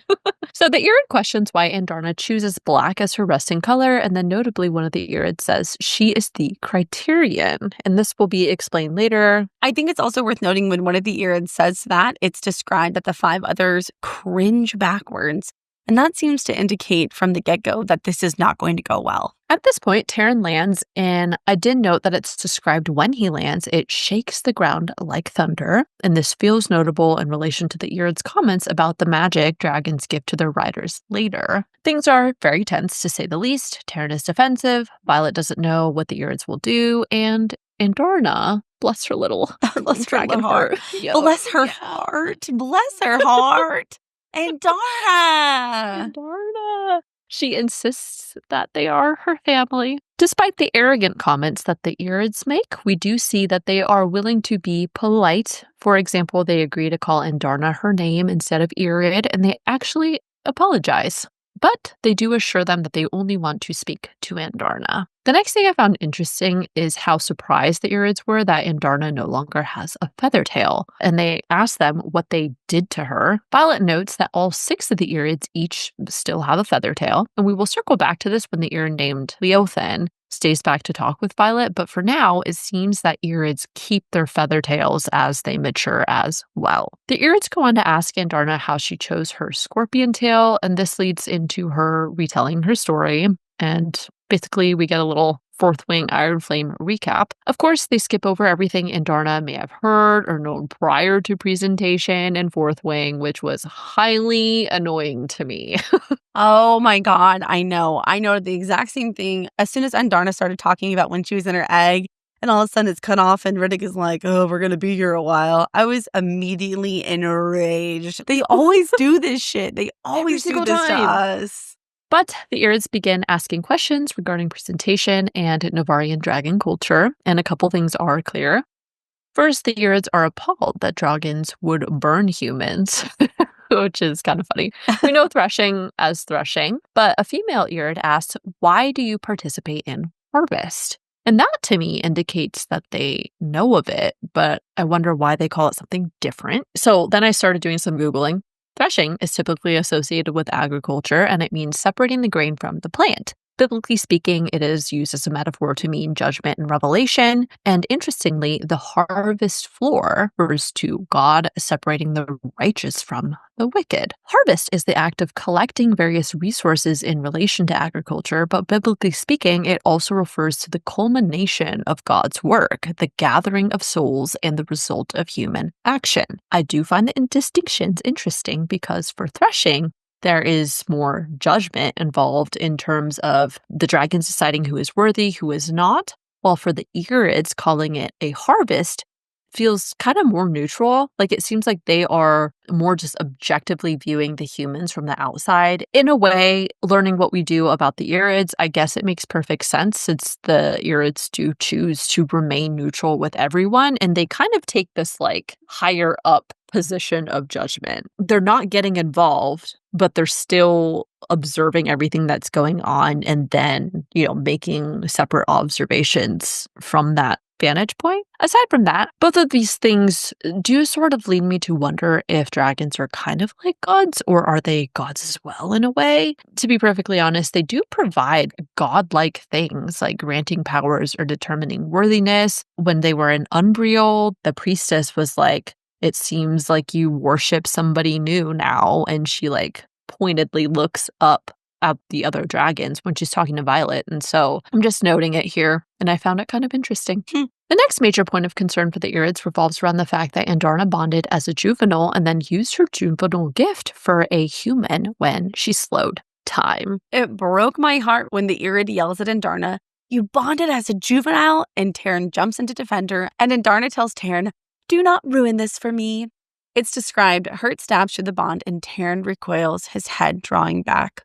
Let's be honest, Terran is basically Andarna's father, and I think this makes him feel like she doesn't value him in that way, and it just made me so sad because Terran is doing the thing that he's best at, which is protecting the ones he loves. That's true. And Andarna's just like, don't ruin this for me. And I don't know, it just made me sad. I'm like, don't hurt Terran's feelings. She wanted to make a good impression, I think, I know. And so she just didn't want anybody to scare them off. I know she's just a teenager and kids do things and say things to their parents, but still. Andarna defends her decision, and I love that she said, "She is part of me as I am of her. You undervalue our connection." And I was like, oh, she loves Violet so much. The irid then apologizes, and I was cracking up when Riddick signed, damn, this breed apologizes. Maybe we should have held out. I know. This also leads Andarna to ask if irids bond with humans, but they respond, "We do not live with humans." And I was like, that was not a direct answer. I think it leaves room for the possibility, though. Based off the rest of the convo, it feels like they would only bond if absolutely necessary and if a human showed the change they were hoping to see since the Great War. Somehow they got involved with the original wardstones and everything, so whether that was something that they did without bonding to somebody, not sure, but they're evading a direct answer, and that's what I found suspicious. We also learned that there are hundreds of irids, and Violet also notices a similar swirl pattern on one of the male irids' horns to Andarna's and thinks maybe they're from the same den. I am pretty sure we learn later that this irid that she's talking about is Leothin. I'm not entirely sure about dragon genetics here because we know nothing, but could it be that Leothin is related to Andarna? Oh, I can't say firmly, absolutely yes, but I do not think that's a detail we should overlook. It's mentioned more than once, and I think it's mentioned for a reason. And I think it's also notable that Leothin was the one irid who wanted to stay behind to ask more questions and was more open to, I don't want to say forgive, hearing but understanding their the context. Yes, absolutely. Yes. And so I don't think that's all coincidental. Andarna continues her story, next getting into war games on resin, and she just thought she was impressing them with her story. But we can clearly tell that the irids do not approve of what she has become. They actually gasp when Andarna reveals that Violet channeled her power prematurely, forcing her into the dreamless sleep. After the whole story, Andarna gets to the main point of their mission to ask the irids whether they know how the venin were defeated during the Great War or if they knew a cure for them. And she also just wants to know her family. Andarna! By the time the irids demand to examine Andarna's lesser developed wing, it is obvious that they are not happy. All of this was just really sad, and you're also kind of getting a little bit of like, I don't think it's secondhand embarrassment, but it's a little bit like guilt, you're like, shame. Oh, she's like going and going and going, but you can tell obviously that the irids do not like what they're hearing, but she keeps going and going, and you're like, no. Yes. I mean, it's hard to watch someone you love making a mistake and they're so unaware of what's happening. You have this bird's eye perspective. You want to stop them, but they're just committing to what they're doing. And you're just like, oh, God, I can't do anything to help you. She was so proud and she just wants their approval so bad. It was heartbreaking to read. Yeah. As I mentioned before, I listened to the audiobooks. The narrator is Rebecca Soler, and the way she reads this scene, you can just hear the desperation and anxiety in Andarna's voice, and it just makes you want to cry. Yeah. Her pitch gets slightly higher, and she's talking faster and faster, and she's like, but wait. And you're just like, no. So the irids leave to discuss privately, and when they return, turns out Violet is the one that failed their test. And this was another twisty twist. Andarna, of course, jumps in to defend Violet, stating Violet loves me. But they all get a huge reality check when the irid responds, she uses you. She took advantage of a vulnerable child. She used your power as an instrument of warfare. Forced your premature growth, and look what you have become. Ugh, that hurts to hear spelled out. I know. I will say they have a small point. Violet may not have known Andarna was still a baby when she bonded her, but, after that, she did know, and she did use her power. Of course, those were both very dire circumstances where, had she not used it, Violet and many other people would have died. So yes and no. I would definitely say at least the first time when Violet is attacked in her bedroom, she has no idea that Andarna can do that. And she really had no idea what the fuck was happening. So I definitely don't hold Violet accountable on that use case. Right. However, the second go around, I don't know. Because if Violet wouldn't have done it, then they all would have died. And it's hypothetically possible Violet's death could have caused Andarna's. So it's really just a weird situation. And of course, since Violet knows nothing about feather tails and baby dragons or anything in their gifts, she didn't know that she could pull so much power from her, she could force Andarna into the dreamless sleep. I think if Violet knew that, she wouldn't have done it despite the circumstances. I really do think that. Right. I also simultaneously really disliked them for saying this about Andarna because The irids left Andarna there with no support. They treated her purely as an experiment, which in my opinion is no better than turning her into a weapon. But she grew up with these dragons who live life differently, and you're surprised that she took on some of their traits. It's wild. Why not leave What? another irid with her to guide her or something? And if they want dragons and humans to change, why didn't they help them change? Basically, they act like Zihnal and then got mad with the result. Yes, Why? yes. There's so much hypocrisy in what the irids have done and how they respond. It's really frustrating. I also think it's extremely poor form to judge the entire human race based on one person and one dragon's experience with that person. We know Violet is a good person and we love her and all of that. But what if Andarna had bonded someone like Jack Barlow? It's crazy to me that they're just like, yep, Violet has made some poor choices. We know little to nothing about the context of those decisions. And now we think all humans are trash, unworthy of our acknowledgement. And that just feels really unfair. I mean, how would the irids like it if they met one irid and they're like, yeah, irids are worthless trash dragons? Not really fair. Not a fair assessment. Yeah, I totally agree, though. It is very hypocritical. They have a very holier than thou attitude, which I don't really like. Yes. Yep. Those are the words that I use in the working thoughts, and I just hear that all the time. Holier than thou, holier than thou. Like, that's them. The hits keep coming when the irids tell Andarna they think she is a weapon and that their breed is born for peace, not violence, like the others. I find the language kind of interesting because I would like to know, how did the irids become different and decide to be specifically peaceful when all the other dragons are not? Also, I have to point out, are they peaceful or just passive? It seems to me like it's super easy to be peaceful when you run away from the world and never get involved, even if it's to fight against an evil. Ooh, damn, you can say that again. Fuck the irids, okay? Fuck the irids. I'm getting heated, guys. As I said, I foreshadowed this in the beginning of the episode. Everything is making me so angry. Anyways, to keep the commentary about them rolling, in general, for the irids to refer to the humans and the other dragons as war-loving weapons, it just really irks me, because how are you supposed to make peace with an evil entity that drains the life out of you and the ground? I don't think anybody who's experiencing that would just take it and be okay with it. That goes against the nature of any living being. All living beings have a drive to survive. Nobody's gonna sit there and take being killed off without fighting back, you know? Oh, yeah. I mean, what would the irids have done? And it seems like they were involved in setting up the wards in Navarre Right. and Eurasia. So it seems like they fought back, quote unquote. Ugh. I don't know. I did kind of have a side thought, though. So I wonder if this sentiment is alluding to the idea that perhaps venin are not all truly evil.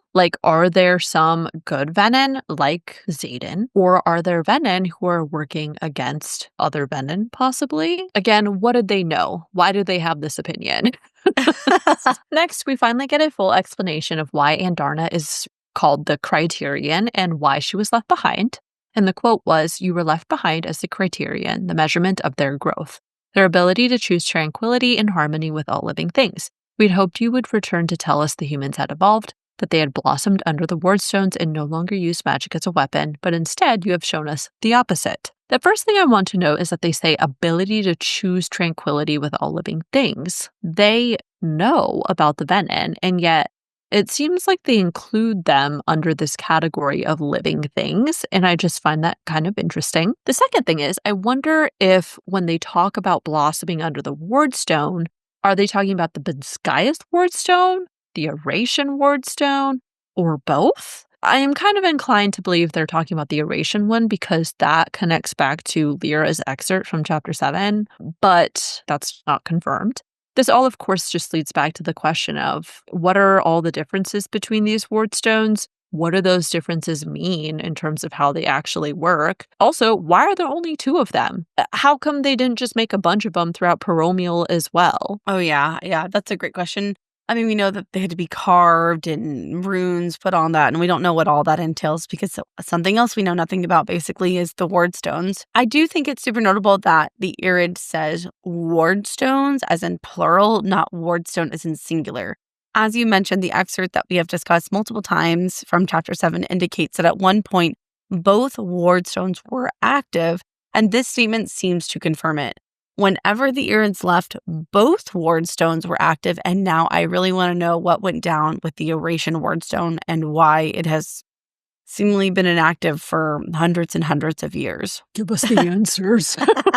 It gets more interesting. The dragons are also called out, but the irids say dragonkind has not learned their lesson either. While you, looking at Atrim, gifted your human with ice, he then also looks to Taryn and says, you are endures with lightning. And then he looks at Andarna and says, and you, our very hope, have handed this human something far more dangerous to wield.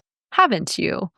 I have so many questions. First, is this indicating that signets are not, in fact, a need for the rider or some unique blend between dragon and rider like we've been told? Instead, the dragons just get to choose what gift they give their riders, like what power they are allowed to have. I mean, it's possible that this is generically referring to how the dragons allow riders to access power, and then the irids know somehow what signets were individually manifested, but I don't think that's the case. Yes. To all of this, I think it is so sus that Riddick starts to argue that's not how signets work, gets cut off. On top of that, think about the excerpt for this very chapter. What we know about dragonkind is nothing compared to what we don't. I am pretty much now convinced everything we know about dragons is either a lie or the Empyrean has only shared half-truths with humans. And now I'm questioning, do the dragons get to pick who gets what signet? Is that an Empyrean decision? Like, do they have big meetings where they all talk about the merits of their riders and they're like, okay, here's who we're going to help ascend to power? Because there is a direct correlation in how powerful and rare a signet is with how high they rise in leadership. Like, you don't see a very basic low-power fire wielder being the General Basgiath. You know that Lilith was exceptionally powerful. General Melgren, incredibly rare and powerful signet. I don't know. It makes me question everything. I think we should be questioning everything. That seems to be the lesson, is that everything we've been told, everything we supposedly, quote unquote, know about the dragons has been incorrect or, as you said, a half-truth. We live in a house of lies. Second, with respect to the comment about what Andarna handed Violet, obviously this has to be about her second signet, but like, seriously, what is it? I am so tired of trying to guess what it is. What is the ultra rare, dangerous thing? Honestly, I forgot we were supposed to be looking for that. I think at this point, it's safe to say that it's not a physical signet like fire and ice, etc. It has to be something with the mind. Just to spout off some possibilities here, we have Truthsayer, Precognition, Amplifier, and Intrinsic, and of course there are other ones, probably ones that we've never even been introduced to. We know that in Navarre, people think being an Intrinsic is extremely dangerous, but do the irids feel the same way about that signet? If they do, it kind of points to the idea that maybe Violet is actually an Intrinsic. Oh, yeah. Either way, tired of it. Want to know. I didn't think she was going to drag it out to the end of the book. I'm like, oh my God, like, we just need some answers. We just need some answers. Them.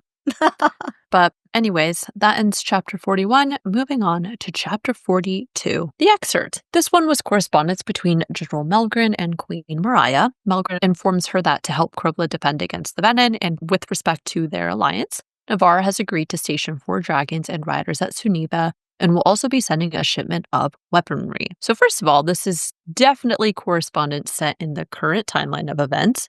It suggests the venin are progressing further throughout Krovla and directly plays into what we learn at the end of chapter 43. I'm also assuming weaponry refers to alloy daggers. I also found it interesting that Melgren states that they can't station a full riot at Suniva because of the venin's progress throughout Krovla. And I was wondering, is this just because they can't spare the dragons and riders because they basically need all of them all along the border at this point? I wondered about that too. I think your guess is most likely the reason. They really just can't spare that many, and they can't afford to lose them if Suniva gets overrun. But I did wonder about that as well. We pick right back off with the irids, and Violet asks what power the irids are referring, and Andarna gifted, but there is no further explanation on the matter. Boo. Boo. Violet says she is not a horror, and the irid responds, no, you are. She is but what you made her. I'm gonna try not to beat this to death, but this is such bullshit. Obviously, Violet is a notable part of shaping who Andarna is, But let's not forget that she is a dragon first. She abides by the customs and the culture of the Empyrean first. I find it interesting the irids put all the blame on Violet and don't even pause to think about how the Empyrean helped shape who Andarna is. I also want to point out that humans that bond dragons reflect what the Empyrean is looking for. As Andarna says, any humans they find unworthy, they literally turn them into scorch marks, right? So how many times in Fourth Wing did Violet worry because dragons only like the strong, the vicious, the cunning, etc.? Humans, in a way, are shaped by what the Empyrean looks for because, weak, timid, shy, kind. What is the opposite of ruthless? I mean, just kind, thoughtful, whatever. Compassionate. That is not prioritized by the Empyrean. And so if anything, the Empyrean, other dragons have failed the irids' unreachable standard. From where I sit, the reality is that all roads lead back to the Empyrean when it comes to how Andarna turned out. Violet obviously has some culpability in how things played out to a certain extent, but I just don't understand how the irids can be like, yep, Violet, you suck. It's your fault. We're out. Bye. It drives me crazy. Yeah, that doesn't make any sense. That's a really good point because dragons, as you said, choose literally everything. Humans wouldn't be bonded to dragons unless the dragons agreed to it. And so, and yet they give them a pass. They're like, oh, yeah, whatever. But you awful, horrible human. One single human is representative of all of the human race, not to mention a human that is what, 20? Is she 21 yet? 21-year-old? Imagine if we had to select one 21-year-old person to represent the entire human race. Oh my God, get out of here. That would not go over well. We're not knocking you early 20s. Yeah, we're not knocking you early 20s, guys. Okay, we were once in our early 20s. I'm just saying, probably the older you get, you sit about every age. Imagine if you had to pick a 30-year-old. Imagine you had to pick a 40-year-old, right? Just in general, right? Picking one person, no matter the age, would probably not reflect well on humans as a whole. Yeah. But in general, you can't pick just one example and be like, everybody is bad because of you. Yeah, you're really throwing the baby out with the bathwater. Your sample size is very small. And very small, yes. Violet is, of course, pissed, as are we, because no one talks bad about Andarna. Nobody puts baby in a corner. But why was that my exact thought, Lorraine? Nobody puts baby in the corner. I almost even typed that, but I didn't because I was worried no one would get the reference. Oh my God. Twin. Oh, we did it again.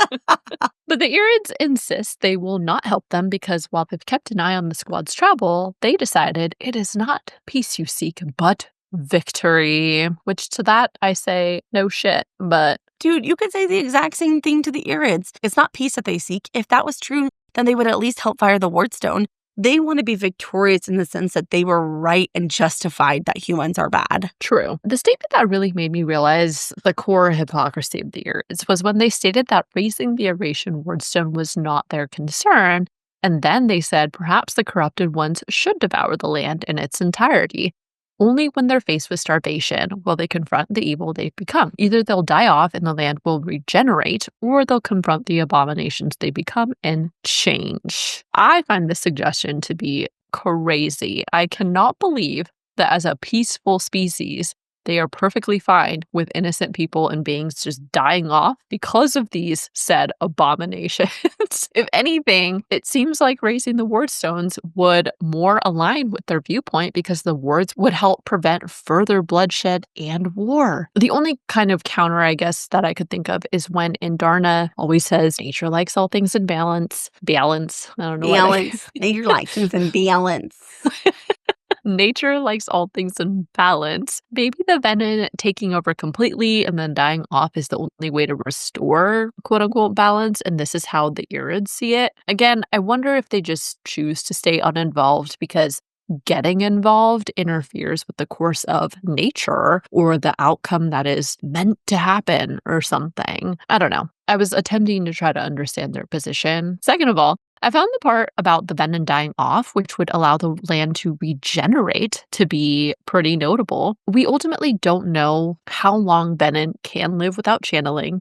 We have Violet's estimate from her keeping Jack alive, but we have not gotten any official confirmation on the mortality of venin. And to address the land regeneration statement, if magic can regenerate on its own with time, then that may play into what is going on with the isles that the squad has visited so far. perhaps the colors becoming more vibrant and being able to feel magic more strongly is an indication of how far along in the regeneration process a place is. The fact that magic can regenerate in a place, however, may seem to counter the idea that dragons bring magic. What did you think? So glad you brought this up. Everything else you said was infuriating or interesting, but I zeroed in on this so hard. At this point, given how old the irids are, I assume this statement is true, that the land can eventually regenerate its magic. I'm assuming they're basing that off their own personal experience. Now, I'm like, someone go to the Barrens and see what the fuck it looks like. Because it's possible that magic is regenerating there. We know that's the one place that venin totally drained in the Great War 600 plus years ago. But I would think 600 years is enough time for at least something to regenerate, and that would be really interesting to know. But it also reminded me of when Violet is talking to Xaden back in chapter 34, and she says, in a life without magic, the best medicine is time. And yeah, and I was like, boom. Exactly. The glee I felt in writing that. What if that line is also meant to foreshadow the idea that it just takes time for magic to regenerate? Ah, yes, absolutely. Canon. Love it. Retweet. Retweet. Yeah. See, I'm telling you, they sneak these crazy little lines in there. And you just sit there like stewing and you're like, that has to be important, but it's never addressed again. But it's like such a truth bomb. And you're like, yep, I don't care about the irid. Just tell me about this, okay? Yes. And then Rebecca's like, I put it in book 3. It was there for you all along. And you're like, Rebecca. It was 2 words. Magic regenerating. Oh my God. No, I love that connection though. That's a really good point. That has to be correct. I was thinking real hard on that one. So in connection to the irid suggestion that perhaps the venin will confront themselves and change, Andarna asks how they would do that, and a female irid muses their offspring could evolve perhaps. To preface, we have no idea how much the irids really know, and to be honest, I don't trust them to be honest with the squad because we just don't know that much about the irids either. It's also possible the irids don't actually know that much about the venin, but with all that being said, I do wonder if this is alluding to something that will happen or that already has happened.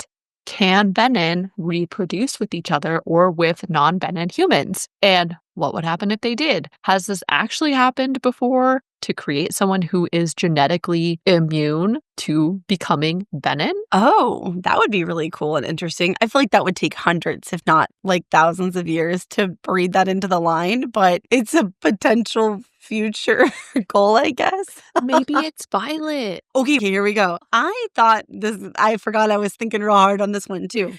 I thought this was a crazy statement to give with absolutely no context. And now I have a new fear unlocked. Little venin babies running around. This conversation did prompt a thought for me, though, and there is a popular theory that was prompted by the fact that Violet has silver hair and the fever Lilith experienced while pregnant, that Lilith was attacked by a venin or her life was threatened and in desperation turned venin to protect her child. There's also a bit of evidence to support in Fourth Wing when Violet is telling Ree that story about her mom came home with red eyes and she started screaming because she thought her mom had turned. If that is the case, that would make Violet the offspring of a venin and a human.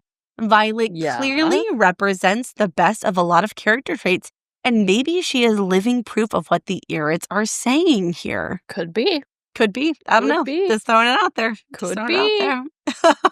Yeah, no, I mean, truly, we never find out why Asher has been doing all this research and stuff, but it's entirely possible that he's been doing it because Lilith was venin and he was trying to find a way. I guess we haven't heavily subscribed to that idea on the podcast so far that Lilith was venin, but I go back and forth on it. Same. If you want to know about that, when we wrap up our Onyx Storm coverage, we do plan on doing a theories episode where we talk about any and all theories that are on the table after we complete Onyx Storm. So if that is a theory you would like to hear more about and you would like us to firmly plant our flags, let us know in a text or a DM, and we will start researching now so that we can prepare ourselves for that. Because, once we say it on the podcast, it lives forever. So we will need some time to really think about that. So anyways, at this point, Xaden and Garrick arrive back as well, but Andarna continues to push to ask if evolving is the cure for venin. This was a very sobering moment when the irids respond there is no cure. It is not a trade. The soul is not kept by the earth as dark wielders steal its magic. The power exchange kills the soul one piece at a time, and death has no cure. So obviously, this does not leave one with much hope. It's basically reiterating a lot of what we have already heard with that excerpt that's like, there is no cure, there's only control, and everything else we've learned so far. But it definitely sucks to also hear it from them because, I mean, we've been basically banking on the irids knowing something or like having a solution. And now they're like, nah. Yeah. I know I mentioned this early in the episode, but I am pretty much firmly in the camp now that there actually is no cure for being venin. And this honestly just bolsters my feelings. I was looking at specific language, though, and I do think that their choice of words is important. I noted that they say the soul is not kept by the earth. And I was wondering if that is implying it's kept somewhere else, or getting it back is in the hands of someone else, perhaps by the sky or the gods. I also find it interesting that they seem to equate the killing of the soul with death, but we know that the venin are physically still alive. Is it possible they will meet Malik or another god somehow and make an appeal for Xaden's soul? I stated earlier that one of the core phrases associated with Malik is when people say, we commend your souls to Malik. So if you are symbolically, quote unquote, killing yourself over time with each drawing of power, then I don't think it's unreasonable to think Malik could be taking all those parts of your soul until one day you do officially die for real. But then again, even if Malik is a death god, because he is a god, he may view what the venin are as, abominations as well, like the irids say. So perhaps he doesn't respect them as beings because they are taking something they weren't supposed to have and, altering the natural balance of things. But it's just a thought. I'm going to have to sit with that. That was a biggie. I'm going to have to sit with it. I do like this idea, but here is my one counter to that. The irid says, the power exchange kills the soul one piece at a time. I don't think the pieces of the soul are kept anywhere by anyone. I think they do exactly what the irid stated. They die. So I feel like that sort of puts a wrench in the Malik plan. Well, so they say. We can't pick and choose what we believe from them and what we don't. Well, I mean, we haven't believed a lot of things that they've told us. We've kind of been questioning everything that they've said so far. And so... That's true. Anyways, we'll sit and think on that. The last couple of questions are not directly answered by the irids. Andarna asked how the venin were defeated in the Great War, and the response is, apparently they weren't, if you're here asking. And then when Andarna asks, are we the key to defeating them, they only respond, hopeless, and get ready to leave. So I really do feel that there is more that they are not sharing. I just don't believe that there is nothing else they know that would not be helpful. But the fact that they don't outright say, no, we are not, when Andarna asks if the irids are the key feels important to me. And they keep doing this. They don't directly answer the question that is being asked. Oh, 100%. They know a lot that they're not sharing right now. And to hear them tell it, it seems like they've been around for hundreds and hundreds of years, even potentially predating the Great War. So how can they not? Right, know? Exactly. Exactly. I do feel like finding peace, quote unquote, is some cryptic clue, perhaps. It kind of ties back into Theophany, potentially, and how she keeps wanting, Violet to come find her. And she has all these answers for Violet and all that stuff, too. So pretty strongly feel Theophany is bad news. But maybe she is trying to make an alliance. I don't know. Oh my God. Get out of here. Get out of here with that. I don't know. What do they mean by peace? What do the irids mean by that? I just need to know. Riddick gives Xaden and Garrick the depressing cliff notes of the convo thus far. The irids once again reiterate to Andarna that she is magic, and yet all she uses it for is violence. And that did make me wonder, what does using magic for peace look like? I'm trying to brainstorm other magic-based solutions. For example, would it be possible for Andarna to restore a soul in the case of the venin? I keep thinking about how in Warwick's journal it said the breath of the life of the six and the one combined and set the stone ablaze in an iron flame. Technically, he wasn't wrong because it's clear that there is a distinction between the way the irids have evolved and the way that the other 6 breeds of dragons have. I feel like in learning that they are magic, there has to be something that they can do. It also kind of has me a little bit rethinking the whole Feathertails being juveniles thing, because I wonder if this is also just a cover to protect baby irids. And I have another thought about this, I think, shortly, but... I took this more as a generic commentary that you can use magic for good to innovate and create and just progress as society in general. And the irids abhor using it for any sort of violence. But at the same time, let's pretend that there's been peace for hundreds of years and the irids are like, oh, everything's so great, peace, peace, peace, peace, peace. When that peace is threatened, do you really think the irids would just lay back and let the peace be destroyed? No, I feel like they would fight back. And so, see, I feel like there's always this circular level of hypocrisy that just doesn't add up. The math ain't mathin', you know? Right. Or like if the venin come to where the irids are, what would they do? Exactly. Are they just going to be like, we're peaceful, please leave us be? No, they're fucking dragons. Bullshit. Yeah. Bullshit. Exactly. Andarna responds to this by saying, you preach peace while only having known its privilege.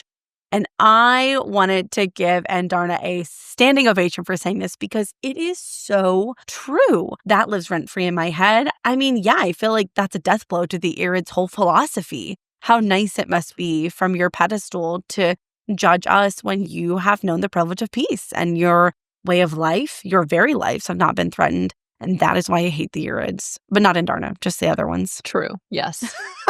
What you said. Retweet. Man, I'll be angry the rest of the night now. Damn it. In the end, the irids decide that the world was not ready for Andarna, and they determine that she is not an irid in nature and will not be allowed entrance to their isle nor instruction in their ways.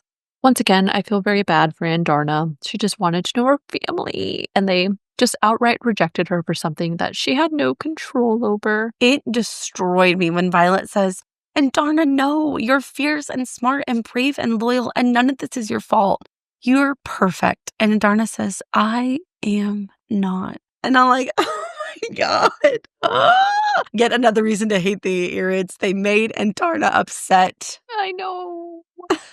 But on a separate note, I would really like to know where their isle is. I was previously thinking perhaps it's like in these volcanic minor isles or whatever.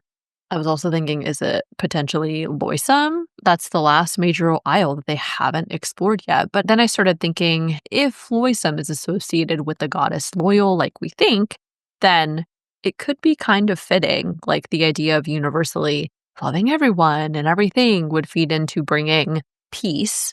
And it would connect back to our theory about love being a strong component in keeping Xaden from turning more venin or possibly curing him in some way. True. I do feel that Hedotus was supposed to be peaceful. What could be violent about pursuing knowledge? Same for Zihnal. What could be violent about luck? And here we are. We saw violence on both of those isles, and so it just makes me question what they would actually find on Loisum. Hypothetically, should it be great and nice and kind? Sure. But I thought that about a lot of these other isles, and I got that. Right, exactly. There's probably a catch. Yeah, Their almost love certainly. is conditional. Exactly. The irids do say they have a long flight ahead of them, and I think it's most likely that they just inhabit a larger minor isle that is uninhabited. They clearly do not like humans, and so I just don't think they would put themselves in proximity to any human. That's a fair point. Yeah, I did have a counter to my thought about them potentially living on Loisum, and it was, irids do not associate with humans, and so it doesn't make sense for them to reside on an isle that is inhabited by humans. Mm-hmm. So 4 of the irids depart, but one named Leothin and another female remain to ask more questions. Leothin realizes Violet had not known Andarna was a juvenile when she first bonded. Xaden and Garrick get slide whistled into the combo as well. So first of all... Slide whistled. I like using that as a verb. I'm like, let me slide whistle you into this conversation over here, friend. Yeah, get in here. Yeah. So first of all, I want to flag Leothin specifically because A, we learned this irid's name, and B, I looked up what the name Leothin means. Leothin is thought to derive from Leothan, I'm probably not saying that right, which is of Irish origin and means warrior or fighter. I wonder if this means we're going to get more from Leothin later. Will he come back and fight for them or help them, possibly? Ooh, that's interesting, especially because based on this conversation, the irids are very anti-fighting, so it seems interesting that they would give any of their kind a name like that. Of course, now, do irids ascribe to the same meanings and definitions that humans do? Probably not, but it is interesting, and I feel like there's enough evidence throughout the Empyrean series to support that Rebecca is often intentional with her names. Yes. And so that, to me, it opens the door for that, I think. I did also find it interesting that in response to the general policy of keeping hatchling and juveniles hidden from humans until after the dreamless sleep, Eothen says the uniformity assures all hatchlings are cared for without deference to breed or den. And once again, we get cut off information. So I had a little bit of I have these frequently. So another conspiratorial moment where I was like, are we supposed to think, oh yeah, that makes sense, this is fair. But what if this is because there actually is some sort of difference in the way that irids would be treated, because there actually is a difference between irid hatchlings and other ones? Why would they be afraid that dragons would be treated differently depending on the breed? And is it that dragon kind started treating each other unfairly or differently, or did humans based on the breeds of dragons? And so you could go either direction in that. So right after this, Leothan and the female irid with him both recoil at Xaden, stating abomination as they look at him, and he has bright red rims around his irises. I have a question for you. Do you think this was triggered because of the magic the irids used to link Xaden into the convo? As far as we know, this typically tends to happen, like the iris changing color and all that, when he channels power. And though it doesn't seem like he intentionally drew power at this time, perhaps with the ears being magic, it triggered the venin response. Okay, I wondered about this a lot, especially because it's described that the eyes are red and then it quickly disappears. In the past, when he's channeled from the source, his eyes stay red for a while. That's why he always has to disappear for a while. I reread this a couple times to answer this very question. When Xaden and Garrick walk up, it says, "What is going?" Garrick twitches, "Fuck, that hurts." Then it says, Xaden grimaces, lowering his head and squeezing his eyes shut. Violet then thinks, I'm guessing they just got the slide whistle treatment. So I feel like if you're taking that at face value, then that's what Garrick is responding to. But I was wondering, what if Garrick says that hurts because Xaden is drawing just a tiny bit of power from the area and or from Garrick? Okay, I'm glad you were the one that said this because I got you, girl. And then I left it out because I was a little bit like, no, I don't know about that. I was kind of like, since I said it, it's a good thought. So no, but I mean, they leave it open to interpretation because I really was that's true. What made his eyes flash red? That's so odd. And so really there's two answers. It has something to do with the irids and the slide whistle, or for whatever reason, he did accidentally channel just the tiniest little smidgen. And that's why Garrick is like, oh, that hurts. I don't know. It's a great question. Send us a text, guys. Yeah. What did you think? What's going on in this scene? Or if you think we're both just morons, let us know. So also, I touched on this briefly, but to add to the possibility of irids acting kind of like godlike with their word choices, I definitely noticed that the female irid says to Sigale, your kind is beyond redemption. There are a lot of word choices that just feel goddish in a way, or like religiously connotated. You have abomination, redemption, abhorrence, harvest. I'm not ready to be like, yes, the dragons are gods, but they kind of act like it. Clearly, the irids also distinguish the other dragons as different enough to refer to them as a different kind, which I also find kind of suspicious. It could also be that there is something about Sigale now that's different because of her bond to Xaden, and so they're just kind of looping her in with him. But I don't know, something's kind of off, and I'm just gonna keep it in the watch book. Leothan and the female irid take off after this, and when Violet looks up at Xaden, his eyes have returned to their new normal. Obviously, everyone is upset at this point. Xaden puts his shield up, and Andarna retreats into the jungle, and then Terror follows after her. On top of all that, it is time to come clean. Riddick definitely saw Xaden's eyes and demands the truth from Violet. Honestly, I have been waiting for this moment for kind of a while. It really was only a matter of time before other people figured out Xaden is venin, and the time has come. Yep. And we also talked about in a previous episode on how the squad would react. I feel like Violet already used her pass on the whole, I didn't tell you because I was protecting you. And we'll talk more about Riddick's response in the next chapter. But I feel like, I can't say this conversation was directly foreshadowed, but it tracks with the progression of the story, right? Someone was going to find out. Riddick's response seems very on par with our experience with him and the rest of the squad. And I don't know why Violet thought she was going to get away with this indefinitely. I mean, come on. Crazy. It's crazy girl. So that ends chapter 42. Moving on to chapter 43, our final one. The excerpt. It's about time we get some info on the venin. Supposedly they are doing all this research and yet we barely hear anything about it. But aside from that, this excerpt was from the Venin Compendium compiled by Drake Cordella. In it, he states it is better to hunt the enemy during the day because their markings are easily hidden by the shadows of night. It would also not surprise him to find that the enemy walks among them. Ooh. This is not the first time that we've been alerted to how the venin can hide in plain sight. We learned from Jack Barlow that a sage and Baben ranked venin in particular can hide their veninness and wouldn't be able to be detected by new venin. We've also seen that venin can channel and live within the wards. I do find the specific wording of the physical features of venin being hidden by the shadows of night to be interesting. You could just say darkness, but when you start talking about shadows specifically, it immediately brings to mind Xaden or, the power of shadow wielding. So I thought the exact same thing. I think this excerpt has double meaning. First, it references Xaden and how he's been around everyone as venin, and they had no idea.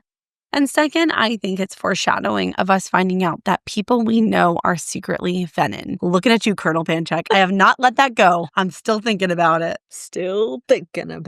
That's right. So Violet quickly gives Riddick the basics about Xaden's venin status, but she can't go into too much detail because Mira and Auric have now landed as well. I found Violet's thoughts about Xaden notable as they decide what to do next. She thinks everything about him, his loyalty, his intelligence, softer edges no one else but me gets to see, and whatever parts are missing, dead, according to the irids, will live without them. It is feeling less and less possible that Xaden can be cured, but we know Violet, to her own detriment at times, has promised they will save him. And as I was thinking about that term, and the context of the gods, and my point about all of these religiously connotated words coming up in these discussions, and knowing that Violet's partially dedicated, saving kind of takes on an interesting possibility. Will Violet save Xaden from his sins of being venin, or however you want to put it, or through an act of God by doing something with the gods? I don't know. Just gonna note it here. Note it here, yeah. At this point, Violet is really just not confronting reality. She thinks, he's still whole to me. As long as we can keep him from channeling from the earth, find a way for him to control that craving, we'll be all right. We have to be. And reading this, I'm like, oh, is that all? That's not too bad, right? Sure, no problem. Girl, I feel so sad for Violet because she is just holding on for dear life. And I just don't think this is going to end well for her, at least in the immediate future. She's really not confronting reality. And I think that's evidenced through her conversation with Riddick. Riddick is just like, are you kidding me? And Violet's like, he's fine. He's fine. And like, no, he's not. Xaden is literally telling Violet, it's not if, it's when. And she's like, it's still you, babe. And don't get me wrong, I'm here for that romantic shit. Okay, I'll eat it up. But from the logical perspective, I'm like, oh my God, Violet. Yeah, the denial is real for sure. So, fully aware that they could be court-martialed and without any idea of what's happened during their absence, the squad decides they will fly back to the continent via a safer route through the Isles. I have to say here, I think it was a mistake for them not to go to Loisum. I get why they did it, but I think they should have went. At this point, why not? What's a few more days? I know their justification is sound. They don't have an army, whatever. Who knows? Maybe they do. Maybe they have weapons. Maybe they have something to offer them. It's worth going to find out. They already went all that way. You may as well. Yeah, I agree that it's silly that they should have gone while they were right there anyway. Next, Riddick and Violet finally have their private meeting, and it is noted that they take an agate sound shield rune with them. Again, would love to know if A, it actually works, and B, just finally get some helpful info on the runes that we have been very patiently waiting for. I think it does work. Otherwise, they wouldn't have taken it. And Violet certainly would not rely on it to keep her secret as she spills her guts to Riddick if she wasn't pretty certain that it works. I mean, we do get confirmation that some do, some don't. And they've had enough time to test it by now. Obviously, we don't get text confirmation that it works, but I think that it does. So Violet finally comes clean to Riddick about the extent of her secret keeping. First and foremost, let me complain about this conversation. I fucking hate when people do the whole, it's not my secret to tell. I hate that in real life. I hate that in books. I hate it all the time. Either it is because it's relevant to you or the situation, or then I'm like, why did you involve me in the first place? You know what I'm saying? True. I mean, don't get me wrong. I'm sure there are a few instances in my life where I've understood the context, but like for the most part, I hate when people say that. It's a cop-out. And I think Riddick calls her out on that when he says, you know, if you're hiding something from us, then you probably shouldn't be doing it. It's not because it wasn't your secret to tell. Right, true. So I did ultimately agree with Riddick predominantly in this conversation. Xaden is not 100% himself, and it is alarming that he's channeled 3 times, even if it was purely to protect Violet. On a separate note, I guess this is official text confirmation of how many times he's channeled and the fact that he did in fact channel from Violet's conduit in Deverelli. Riddick also realizes that Violet has been feeding Jack to keep him alive. Mm-hmm. I once again love Riddick in this scene because A, he is being brutally honest with Violet and is looking at things objectively as opposed to subjectively like Violet. It also hit hard when after learning Garrick, Bodhi, and Imogen knew about Xaden, he points out, and they're all loyal to him. I don't think the other Mark ones would sacrifice Violet if it was between them. I think that they would help Violet if needed since they have expressed concern for her and they know how important she is to Xaden. But it is nice to know that there are people specifically in Violet's corner to keep an eye out for her first if that push comes to shove moment ever happens. Absolutely. I really like that Riddick, even though he was angry, stayed articulate and held Violet accountable when he said, holy shit, Violet, do you have any respect for your own life? Or is it just Ryerson we're concerned with now? I was so happy, as you said, that someone is looking out for Violet's best interests. And I think that is something that Violet is sorely lacking, is the vision to think about her safety, well-being, and her importance. Violet often underestimates her importance to her loved ones, her squad, but also to the war effort. I don't know if she's the most powerful rider yet, but she's pretty darn close, right? She is one of the only non-alloyed weapons. And so for a myriad of reasons, I like that Riddick is like, yeah, Violet, you're actually important. Didn't know if you knew that. It's the airplane rule, right? You gotta always put your own yourself mask on first. Yes, Mhm. yeah, before you can help others. So That's Lorraine, always putting yourself first. No, I'm just kidding. Just kidding. But like for real, yes, But I like would for real absolutely though, put yeah. my oxygen mask on Yeah. first. I mean, the logic is really sound. I can start putting my oxygen mask on one of my kids and then I'll pass out and then all of us will be deprived of oxygen except for the one kid I could help, Exactly. you know? So no, totally. True. I also thought it was fair for Riddick to bring up the point that as a venin and the Duke of Tyrandor, who also has a seat in the scenarium, it is possible he could, quote, tear apart the kingdom from within or betray them. The Xaden we know would never, but that will always just linger in the back of your mind unless he is cured. Not only that, but as Riddick points out, he's bonded to one of the most vicious and powerful dragons, which makes him lethal in basically every aspect. He's basically unstoppable. And if he channels, woo, baby, all bets are off. Riddick gets real when he asks how long do we have until he's an ASIM, until he's physically unable to deny the call of the sage. There are not accounts of initiates just walking away from the power. Very concerning. I'm not surprised. No venin is going to go leaving accounts of how they stewed an initiate because they can't even, discuss being a venin at all without being killed. So, I don't know. This still made me physically ill. We are constantly getting lines like, it's not if, it's when. What if this is foreshadowing that Xaden channels again and turns ASIM and then leaves to be with the sage because he physically cannot stop himself? Yep. Oh, yikes. Sounds bad. Oh, yikes. Yeah. Yikes is right. So if they turn ASIM, that is like for sure, they're gonna get recruited by a sage. Like they're just gonna go straight to the sage when that happens. I mean, I don't think I guess it's we like, don't know. I don't think it's like their feet walk themselves there, but I think similar in the way it's described in Umbriel, you feel a pull to the temple. It's almost undeniable. I think it's something similar to that. Big yikes.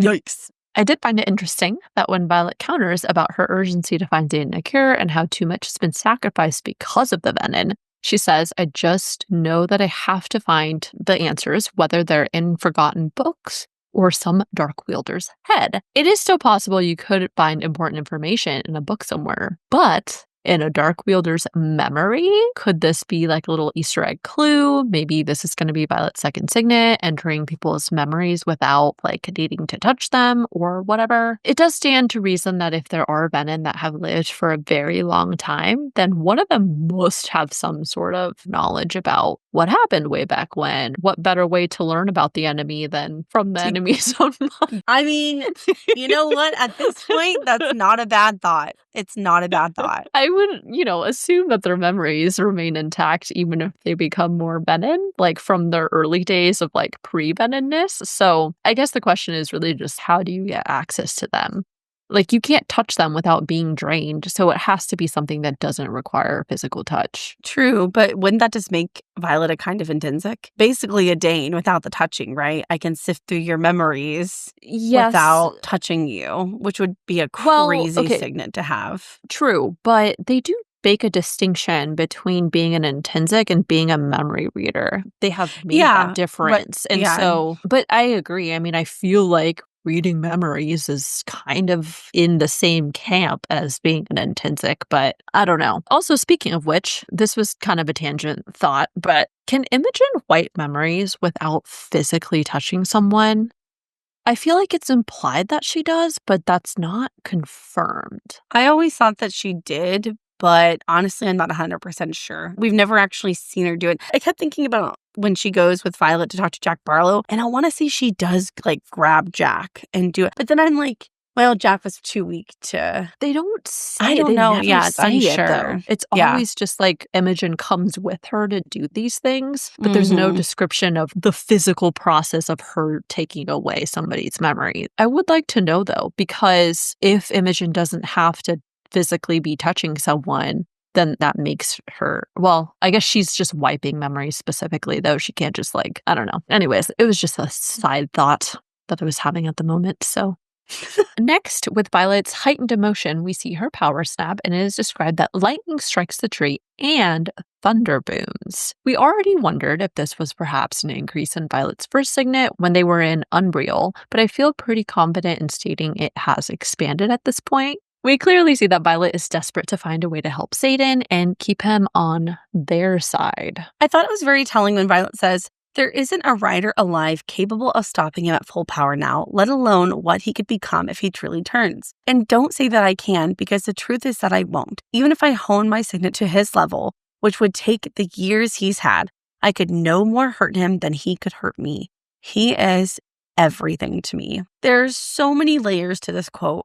First and foremost, I think Violet is right. There is no rider that could contend with him. Violet maybe, but as she points out, she really needs the time to hone her signet, which she really doesn't have. Time is the one thing they cannot afford. Second, It is devastating to hear Violet say this, because I really think in book 4, or probably 5, Violet will have to make a choice that sacrifices Xaden but saves everyone else, and it will destroy her. And I just feel like this is an emotional, I'm not going to say foreshadowing, but like an emotional breadcrumb that builds us up for that moment, and I hate it. I hate it. Yeah, not feeling good. At that admission, Riddick asks for a hard line that needs to be crossed in order for him to keep the secret. I especially love that Riddick tells Violet, you can still love someone after you let them go, but you have to tell me there's a line where you will let him go, because if there isn't one, it's not just him we're going to lose. Riddick is giving a lot of tough love in this scene, but I think that is what's needed. This is very ominous, though, because it makes it feel even more likely that we are going to hit that line. I loved and hated so much of this conversation. I was so proud of Riddick for how he handled it and how he was so protective of Violet. But at the same time, it really felt like foreshadowing for down the road And I didn't like that one bit. Ultimately, Violet decides that if Xaden kills another rider without cause, hurts civilians, hurts her friends, the dragons, or hurts her, then that would be the definite line that he is no longer himself. Riddick agrees to that and reiterates that the four of them are stronger together, which I love. Second squad, fourth wing, forever! Forever! The combo ends, and when they turn around, surprise, Xaden is waiting by the tree for them. He's always lurking. lurking Xaden. For a scene that was very intense and serious, I did appreciate the comedic relief when Riddick says, quite the conundrum, you see. If I drop my hand, looks like we've been caught doing something we shouldn't, which we haven't, but if I leave it here. And then right after that, Riddick tries to insist he's not scared of Xaden, and Xaden just responds, you are. What did you decide? This made me laugh so hard. I can just really picture this very vividly in my mind. And just the way Xaden says, you are. Anyways. Yeah. Like, oh my God, I cannot wait for the TV show. I've been getting like more and more excited about it as we read Onyx Storm because all of these scenes just play out in my mind and I cannot wait. Same. So aside from the comedy, though, I did find it a little unsettling that Xaden is there. I mean, I guess it's expected, but it still feels a little bit odd. I'm assuming he just used the bond to figure out where they went, I guess. Probably. I mean, Violet did just strike lightning, so he probably just followed the lightning. That's true, too, but he's just always there. I know, but what Riddick decides is really important for Xaden's fate. Like, if Riddick decides to tell everybody, a lot of them will probably try to kill him. So he's kind of like, hey, buddy, I need to know if I need to jump on Zihnal and fly away. Fly away. I'm just saying. Escape. Yeah, no, fair enough, yeah. Riddick informs Xaden that Violet needs to tell Rhys, Sawyer, and Jesinia for now, and I gotta say, it was quite clever of him to separate terms for his agreement with Violet versus his agreement with Xaden to keep quiet. I also really loved how thought out Riddick's reasoning is. He says Jesinia needs to know so she knows what to research, and the rest of them are the only ones who can actually be in class with Violet and like be where she is at all times. It was also a bit depressing when Xaden clarifies the question of whether he turns fully is when, not if. And I was like, oh. Yep, that hurt to read. I know I have been siding with Riddick and his reasoning in this case, but it never is good to hear it from Xaden, but it's not good. It's not good. But at the same time, I like that Xaden is grounded in reality and not living in some delusional fantasy land that he's fine and everything is going to be fine. I think it's really important that he at least makes the attempt to convey to Violet that he is not okay, will not be okay. And he himself, being the one who's experiencing it, can most adequately convey that to her. And I do appreciate that he is not giving her false hope. Yeah, I agree with that. In the camp of things that are not great to hear, it was also not lovely to hear that should leadership find out about Xaden, then Violet's life is also at risk because killing her is the easiest way to kill him. Yep. Never thought about that till now. I didn't really either, but that is a great concern. The good thing for now is that Xaden is still 90% Xaden, as Violet has argued, and it was encouraging to hear that he says, I don't care who she tells when it comes to her safety. I did find it hilarious, though, when, after the tension of the conversation wears off, Riddick tries to clarify that the lightning strike wasn't because of anything spicy between them. And Xaden in response, he didn't think it was because it wasn't a big enough strike. The shifts between funny and scary are constant because after that, Xaden says, if it's between her and me, I choose her. Kill the other I and I become. And I was like,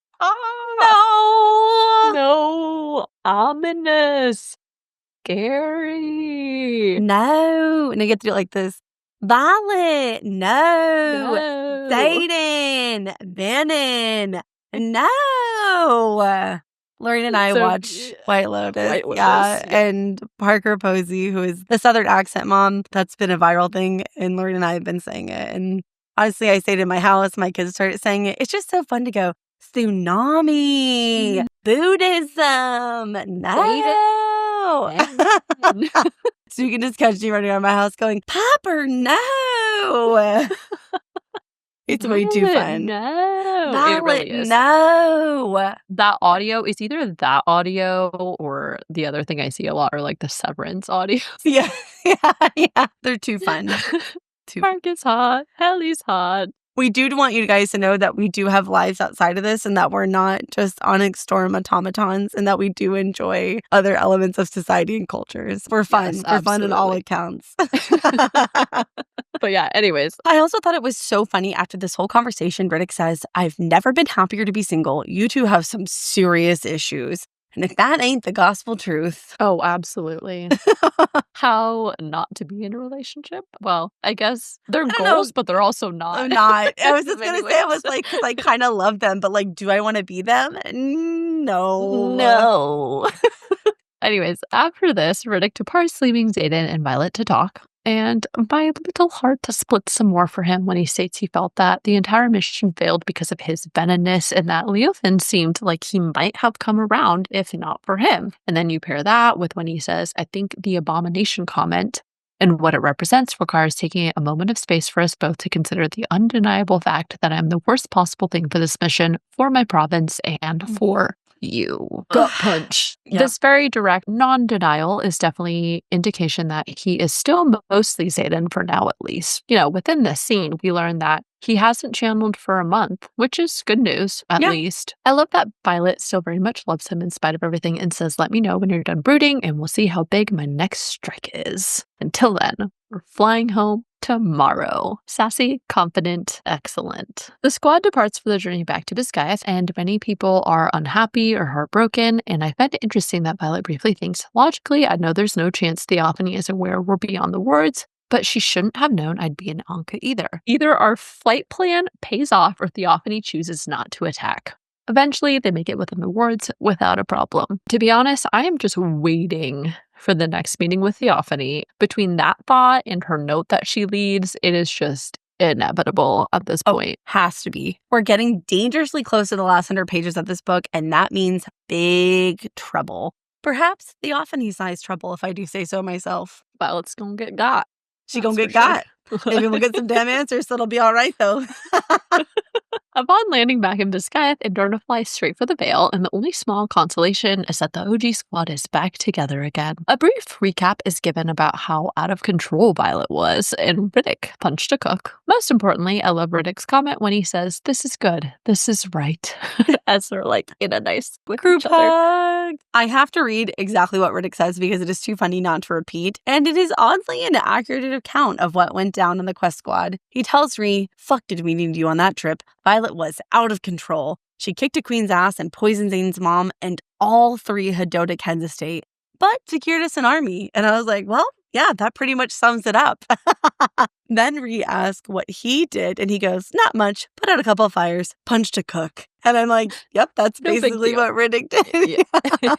He has a way of just bringing levity to every conversation, and I just love him. I do too, yes. Unfortunately, with good news, there's also bad, and they inform Ree and Sawyer of Traeger's death and their failure to get the irids to come help. On top of that, the dreaded court-martial punishment arrives in the form of General Atos. Before discussing punishment for disobeying orders, he first informs them that Kat is one step closer to the throne, and then he also hands Violet a missive, which has been opened. So first of all, the fact that Atos gave it to her and it's been opened and read, suspicious. I've been kind of suspicious of Atos, but I'm getting increasingly more so. We do know that Atos has been reading her mail for a while, so that's kind of like the counter. But I do kind of start to wonder if he knows who T is, and if he doesn't, will he figure it out? It just hit me. You're trying not to say it. You think Atos is a venin that he's in league with Theophany. Possibly. That's what you think, right? Yeah, that's what you think. You're just trying not to say it. That's totally, Possibly. It just hit me when you said it. Okay. Well, you know what? I mean, he's like watching her so intently. Even if he is not in league with her, he read that note, and I'm sure he's going to be like hot on the trail after this. You know what I mean? Well, we know someone in leadership is venin. It's just a question of who. Yeah. Right? There's like 4 main choices. Panchek, Markham, Atos, and Melgren. I feel like Atos and Panchek are kind of our top contenders. So true. Also, why do we only think there's one person in leadership? Oh my God. How did we get to that point? No, don't say that. I can't. Okay, there can only be one. I know. No, it's feel totally like there could possible. be multiple, so Everybody is venin. nobody is trustworthy. Moving on. Second, Theophany was indeed watching them. She was literally right nearby because the squad flew in somewhere between Corden and Drathis, and Pavis is like almost halfway between those areas when you look on the map. And I definitely keyed in on the part where it notes, I do wonder why you spent so much effort when I have the one thing you seek above all else. At this point, she has to be referring to like a cure or some answers about venin, right? It could be about irids, but it seems more likely that it's about venin. That's what I think. She has to know that Zehyllna is a venin just by sensing whatever. The I mean, we know that the venin, the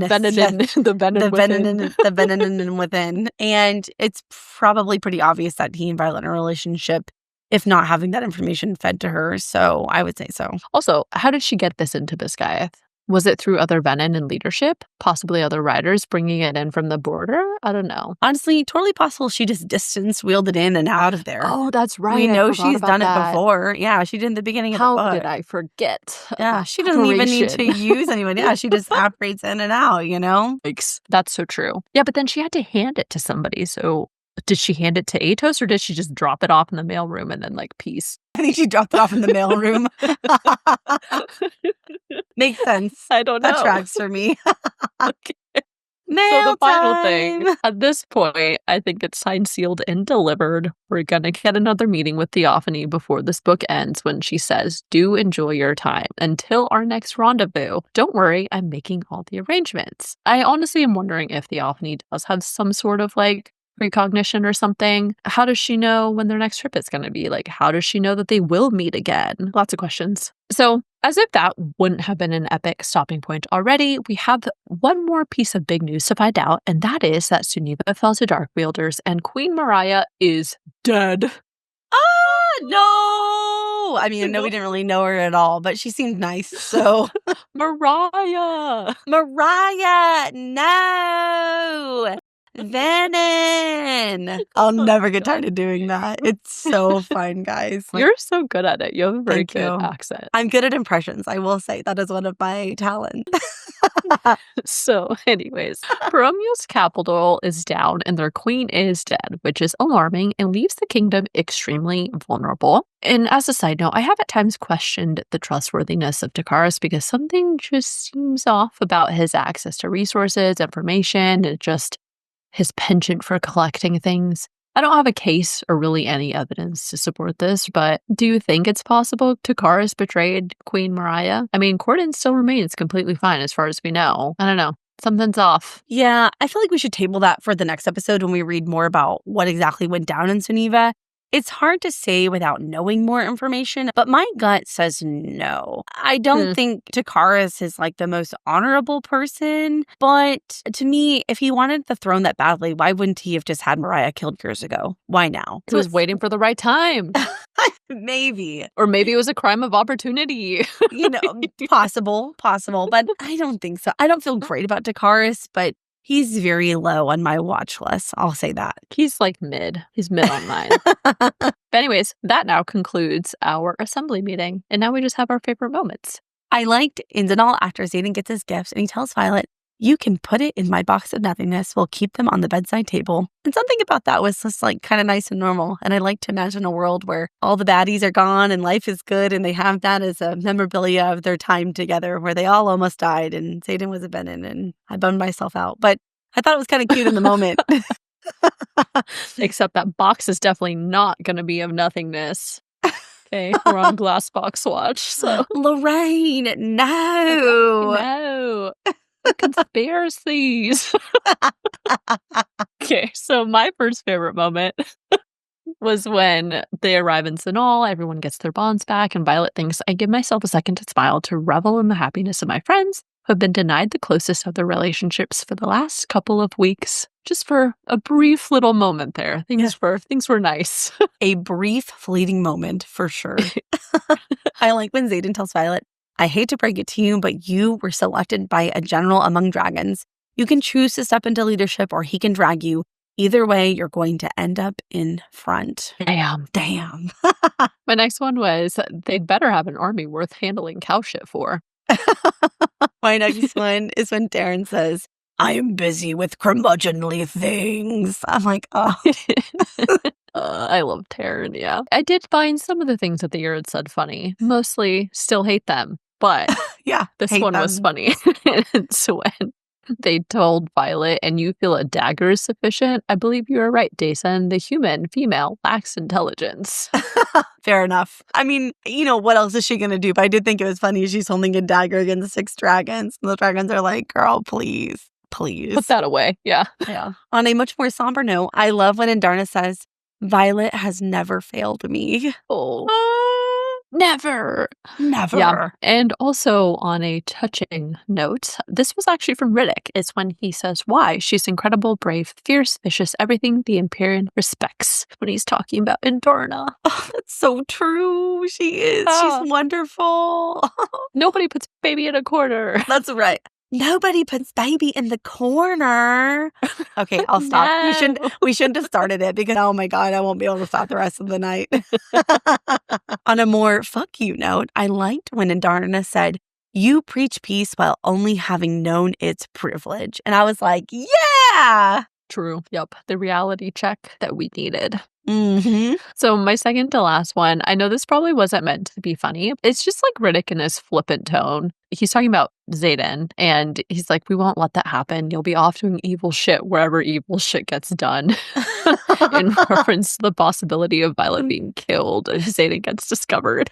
That was a good line. Like I said, he just has a way of making a bad situation a little bit lighter, and I love that about him. Yes, yeah. I do like when Riddick tells Violet on a more serious note, you can put all your faith in him as long as you leave a little logic for yourself.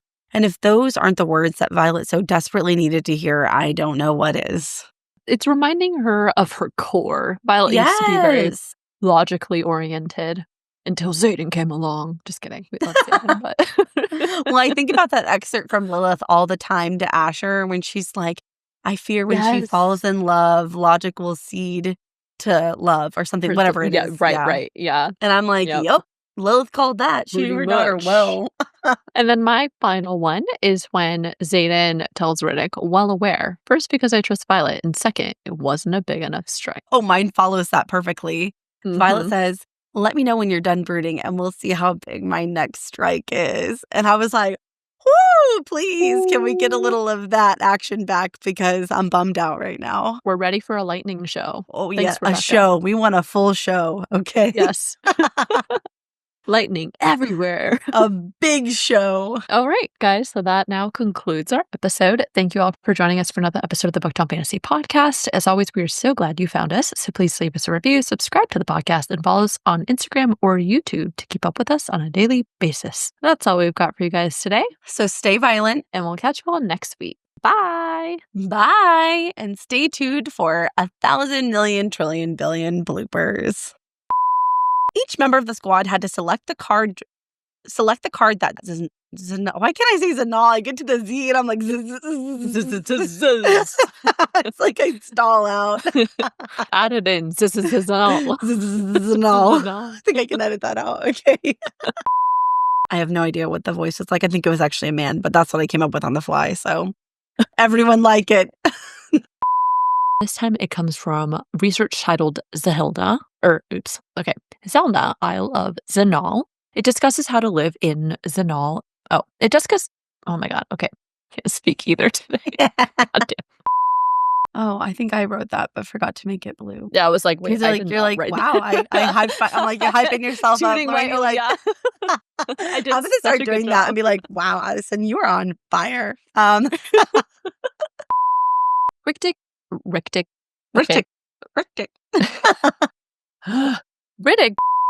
Either our flight plan pays off. Okay. You can do this. You can do it. So close, I know. Okay. Either our flight plan do it. Okay. Either our flight pay. I keep doing it. I missed Take 7. Okay.